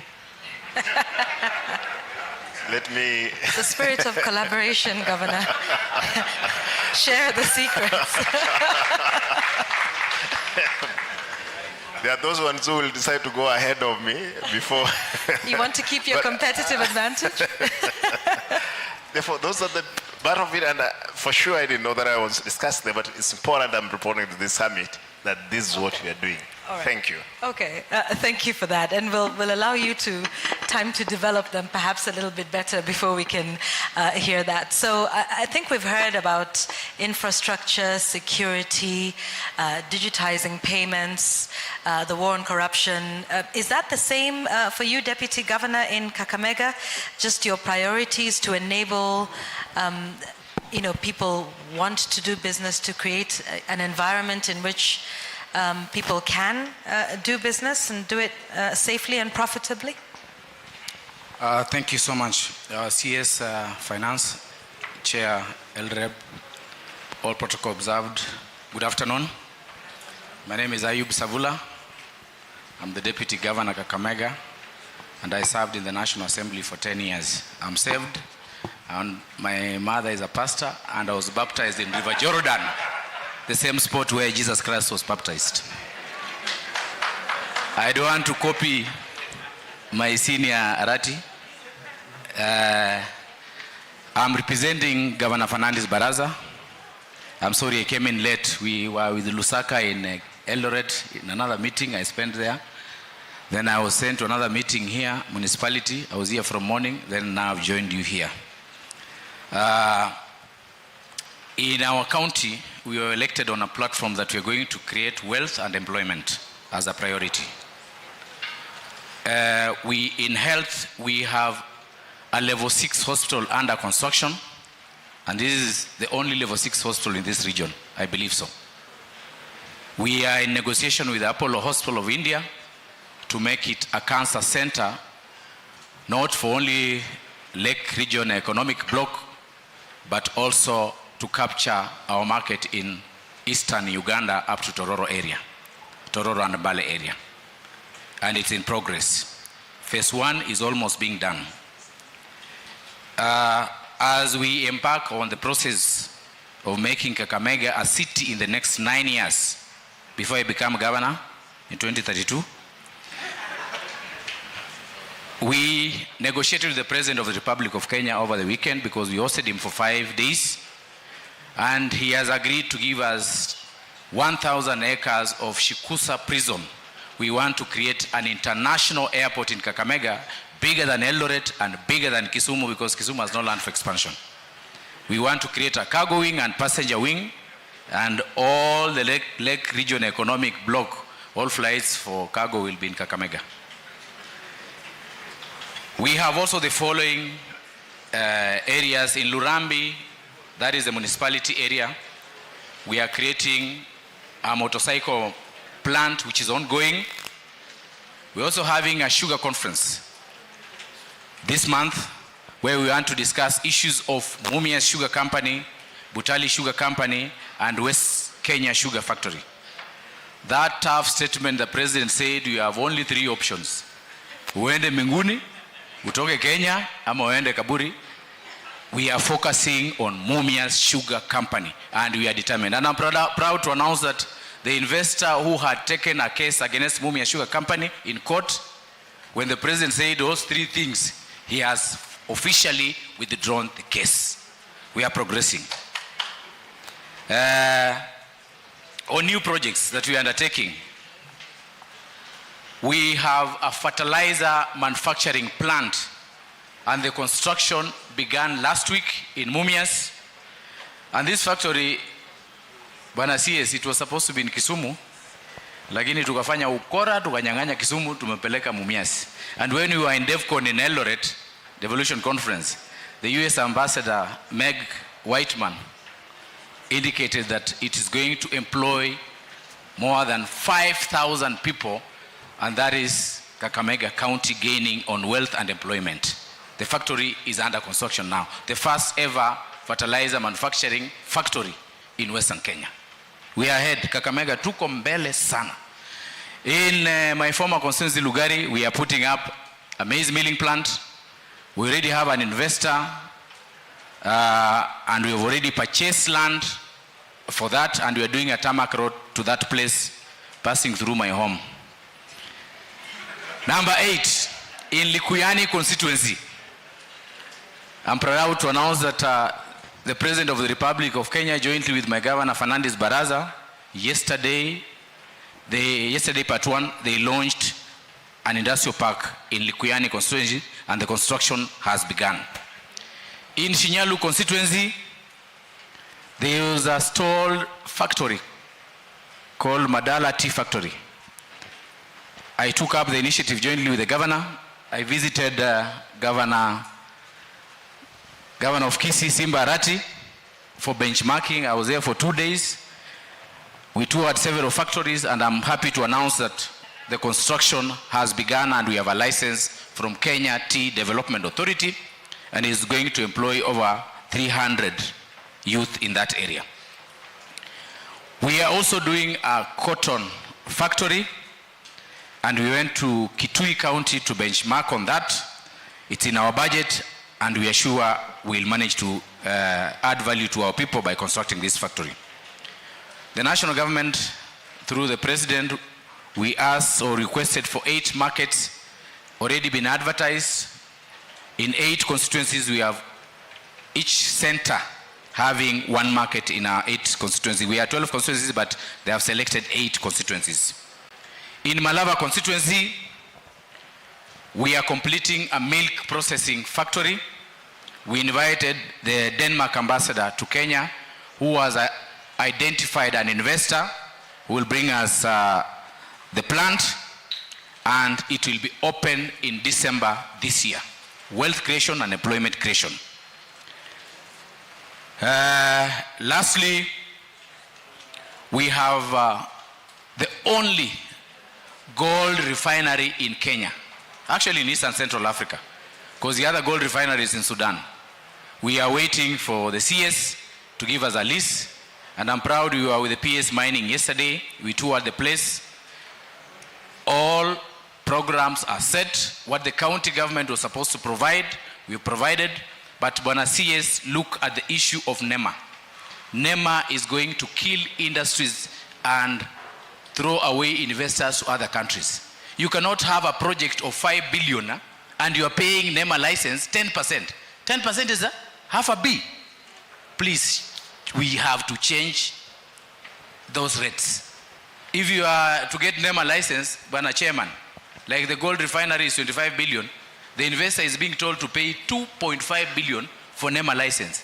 That's where we are going wrong, and that's the wrong direction. We have to revise the NEMA rates to attract investors. Thank you so much. God bless you, and sorry for coming late.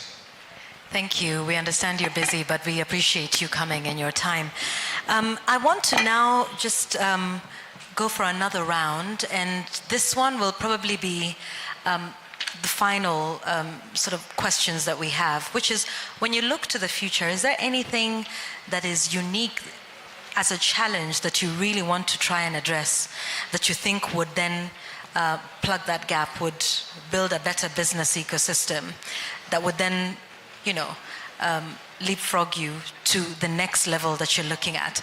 So maybe just to get an idea of your future, I'll start with you, Bwana Deputy Governor, then we will come back to you, Deputy Savula. Yes. Yes. So just your thoughts into the future and your plans around continuing to create ecosystems that work. Okay, thank you. There is no specific things that we want to do for us to have the future in terms of business, apart from one is empowering the community and empowering the people. One is by working hard in health. You know, health. We say that a health nation is a working nation. Therefore, as a county, we are trying to invest and ensure that our health systems are working. When we have a health community, we know they are going to produce more, especially the counties which are like in Migori, we are 90% farmers. So we're investing in that. And then trying also, I forgot to say that in Migori also we are a mining zone where we producing gold. So anybody interested in gold, Migori County, we have huge deposit in terms of gold. And we are trying to streamline the investors mining. And that's the area maybe the national government needs to streamline the mining sector. You find that an investor comes, he start mining, but there is no clear benefits of the community where they are doing the mining. So the other thing is that the gas getting, especially as the county governments, we get streamlined in the functions that we are supposed to, and also the shared functions. When they are streamlined, I know there is future for county governments in terms of business and also expansion. That's what I can say, Yvonne. Thank you very much, Deputy Governor. Governor Lusaka? Yeah, I think for me, like the Deputy Governor Kakamega said, we are going to have a sugar conference next week, because sugar has been the dominant activity in, say, this region and especially Bungoma. But you know, the Nzoia sugar was put up in 1978. So we are hanging on it just for sentimental reasons. We must start thinking outside the box. Sugar lands in Kenya at about 88 shillings, and you know, we sell sugar here at 240. So it's cheaper to produce sugar in Brazil than producing sugar in Zoya or Mumias. So, is it still worthwhile producing sugar in Kenya, or you can import, and I mean, it's cheaper.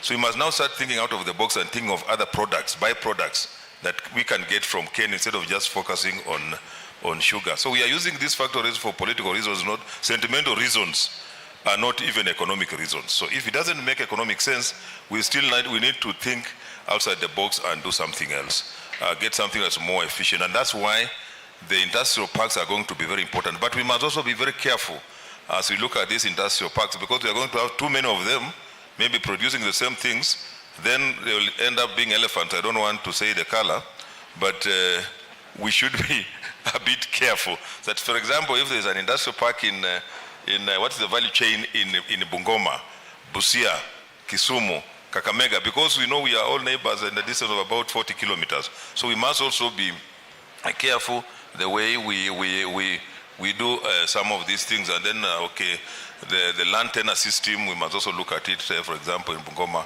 what is it we are producing? Because again, most people are getting into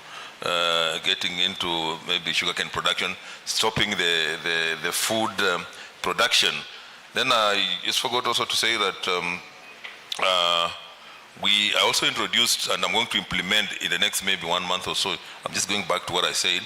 Me, I'm not hiding anything like my friend Aradi who says he doesn't want people to copy. If people copy and it's within Kenya and we are improving, so be it.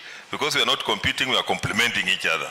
So that we have started what is called tax relief, where we have mapped out our shopping, our markets, and in 2 weeks in a week, that local traders are not going to pay tax. And we have worked out that we are not going to lose revenue out of that, but just to assist especially the small scale business people to be able to do business and recover from the COVID. And I was imagining, this is not for the record, I was just imagining 50 MCS in China. I was wondering how that place, that's a whole sublocation in China, trying to benchmark what China is doing. Maybe my colleague can tell us how he managed to put all 50 MCS in an aircraft to China so that they can do a bit of benchmarking. Others, I think the future looks bright, and we just need to, we don't need to reinvent the wheel. We just need to collaborate and instead of even going to benchmark out there, benchmark within ourselves and see what is it that Kisumu is doing that can be replicated, say, in Bungoma or Kakamega.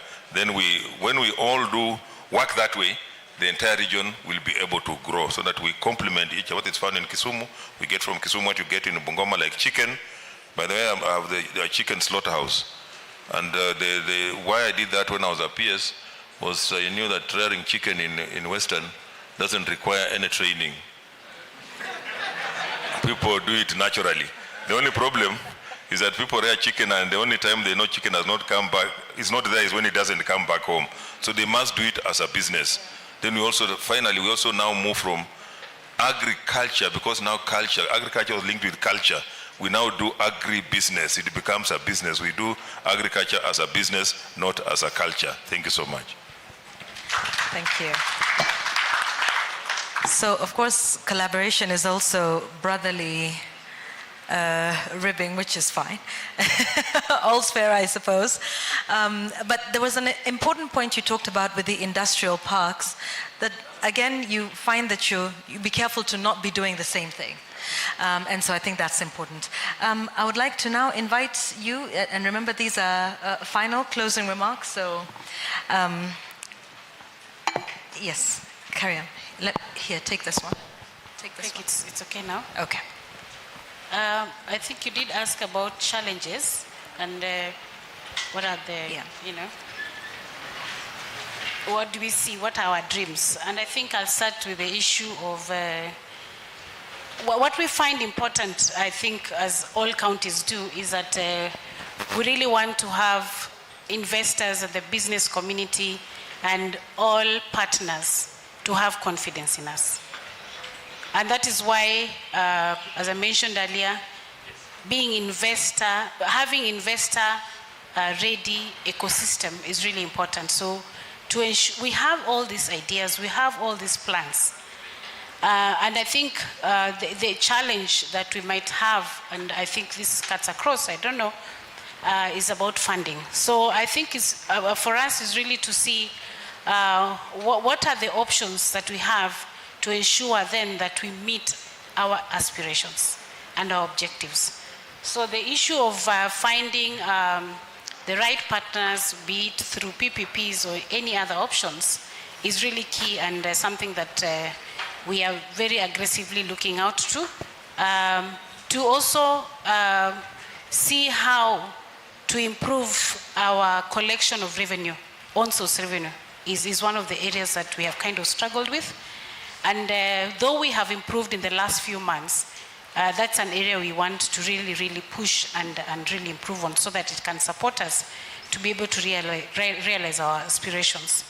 The issue of poverty and unemployment, even when we have a very rich county, we are blessed with big farms, we are blessed with good climate, and we can grow anything.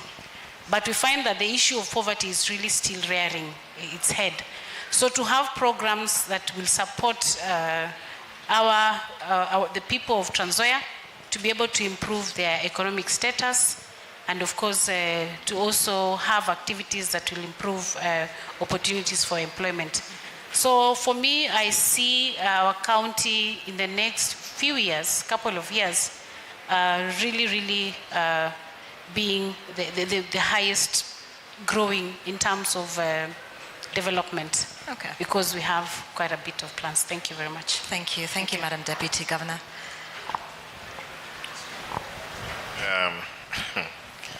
Thank you. It's your moment of right of reply, by the way. You know, I want to confirm that this is important just to answer the question that the Boeing 77 carries over 300 people. Therefore, I could not be able to, not necessarily 50. 50 is just a drop in the Boeing 77. And you can be sure. I'm sure most of the 350 were white. So the 50 who are black must have been very visible. And instead of you having MCA who are zombies expecting to draw money from the public coffers, you better have them once and a change of mind. Like mine, to be told, after the visiting in the whole circle that we went round, they vowed that they are not going to have unnecessary visits they have been having in the name of writing reports, doing meetings in the cities, and that was specifically in Kisumu. Every weekend you'll find them in Kisumu, not doing even those reports. What basically they are doing is because they want the BDMs. Therefore, instead of having people thinking on how they can only eat, rather than them to see how hard work pays. Out of that safari, I can tell you, my MCAs, they must have changed their way of thinking and involvement of the public. Okay. On that, okay, because now that one I was answering yes. Okay. My colleague. All right, I would like us to hear your final thoughts, and then just very quickly, briefly. Sorry, I'm sorry to rush you. Yes, Bwana CS is needs to leave. Bwana CS shortly, so that I can finish. You know, you have issues to finish with us as the Lake Region Economic Bloc. Issue of the taxation is what we are looking into, especially living. Heavy taxes that we are having, our people, they are paying, that is in the county government as well the national government. But again, it's something that we are addressing for purpose of attracting investors in our region. Number two, you know, as you indicated earlier, coffee, given the central province is known of coffee. But you know, the best coffee used to come from Kisi, which again went down because of corruption. It's something we are reviving to see if people from your region were given rebate. They were removed those loans. Is what we are pushing again through the national government to see if those loans can be removed for our people in this region. Of more importance, even when we are seated down here, all of us, we must have a purpose of changing our minds, the way we are thinking on into investment in our counties. Thank you. Thank you very much. I'll ask your indulgence to have me, whatever your remarks, the remarks that you made, I will take those as your final remarks, and it is not out of disrespect to you, Bwana Deputy Governor. It is because the Cabinet Secretary has to leave, and so we have to conclude our segment here. I would like to thank the Deputy Governors and the Governors as well for your time here and for making the time to just give us some remarks. So, ladies and gentlemen, let's give them a round of applause as they take their seats. So please, you may have your seats. Thank you so much for that. And because the Cabinet Secretary would like to leave, we would like to ensure that he goes away with a keepsake, and that he will be given by our host here, who is the chair of the Lake Region Economic Bloc and the Governor of Kisumu County. Thank you very much. Thank you very much for that panel. We thank you for the discussions. I'm sorry the CS is leaving and the train has come, so we cannot stay here much longer. But just to remind you that Simbarati took those 50 MCAs to China, not for the reasons he's giving, they went to pay dowry.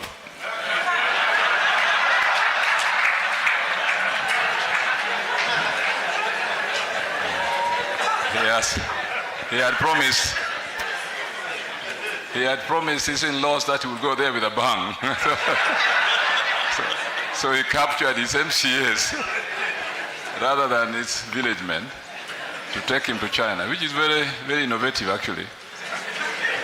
Anyway, let me take this opportunity to just thank very much my dear friend, Professor Njuguna Ndungu, for taking his time to come to be with us today. I'm sure you really enjoyed his speech today.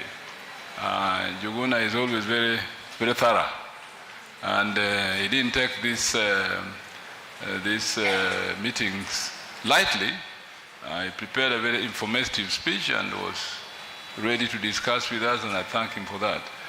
The Lake Region Economic Bloc, Prof, will always be ready to exchange views with you, knowing how useful it is, especially with the emergence of BRICS that we were talking about today. Very few people know about BRICS, but one of these days maybe I will invite you to Kisumu to come and talk to governors at a dinner meeting, so that we do understand the support we should give you in joining these BRICS to the advantage of our nation. I think that's a very important development in the history of financial access by us that is going on at a global level. There are certain changes going on in the world which are very important for our future, and we should be paying attention to them because they will also affect local governance and local development here. So thank you very much, Njuguna. Ladies and gentlemen, can we end this with a big loud applause for all those who came, those who sponsored this, those who have managed our discussions. Thank you very much. We look forward to having you again. Lake Region Economic Bloc is for this kind of discourse that will improve understanding of economic and social development in our region. Thank you very much. God bless you. Have a good evening. Kama nyinyi mnataka kuhama aenda mbinguni, hafai.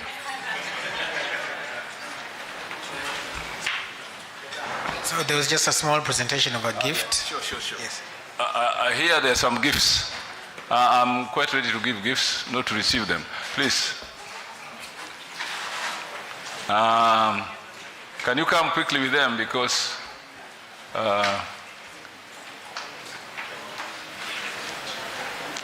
let me thank my fellow governors for dedicating their time the whole day. Governor Lusaka from Bugoma, the Vice Chair has been with us the whole day. Governor Rati joined us. The Deputy Governors, Governor Savula, Thank you for being baptized at the same place as Jesus Christ. We shall try to follow you to go to heaven. I think you have a secret. Thank you so much.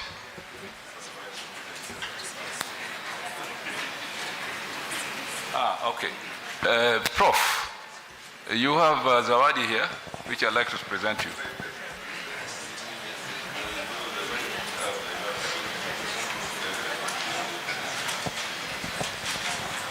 And let's give them a warm round of applause for that. The CS is a busy man, but he made the time for us here today at the Business Ecosystem Summit. We thank you, Professor, for your time and for your teachings and your insights. Asante sana. Bwana CS, may we indulge you? I can take this for you. No problem. Sevula, Deputy Governor Kakamega. Maybe we can. Thank you. Deputy Governor Migori County. No, that's yours now. Deputy Governor Trans Nzoia County. Honorable Simbarati, Governor Kisii County. The Vice Chair of LREB, Honorable Kenneth Lusaka, Governor Bungoma County. And when we're all done, may I ask for one last indulgence? Please. Can we just have a photo with all of you, if you don't mind? Deputy Governors, Governor, and Bwana CS. Let's just have one photo together with Madam CEO. Perhaps we can have the photo here. Ma'am, if I may ask you to please move so that we can take the photo. Thank you. Bwana Governor, may we actually have you here for a photo? No, we want a photo. We want a photo. Who would like a photo?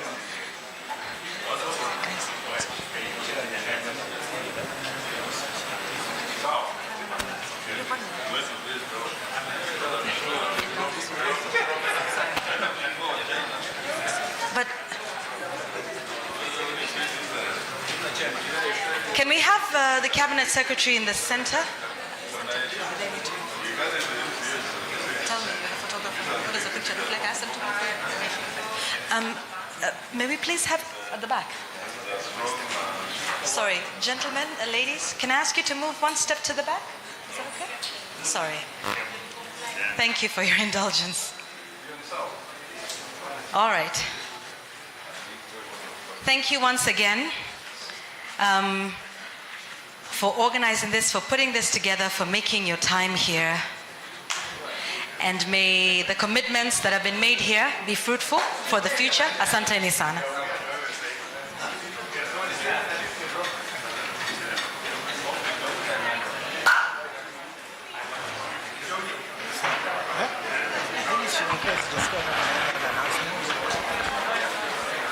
All right. Asanteni sana. As you make your way, as they make their way out, I'd like to say also thank you so much for coming, for your indulgence. Hope you made the right networks. Na mutaendelea kuwa sawa. Remember, it's about collaboration and not competition. Asante sana to all the sponsors. Asante sana to Karani and to everybody else. Asanteni sana. Enjoy the rest of your evening.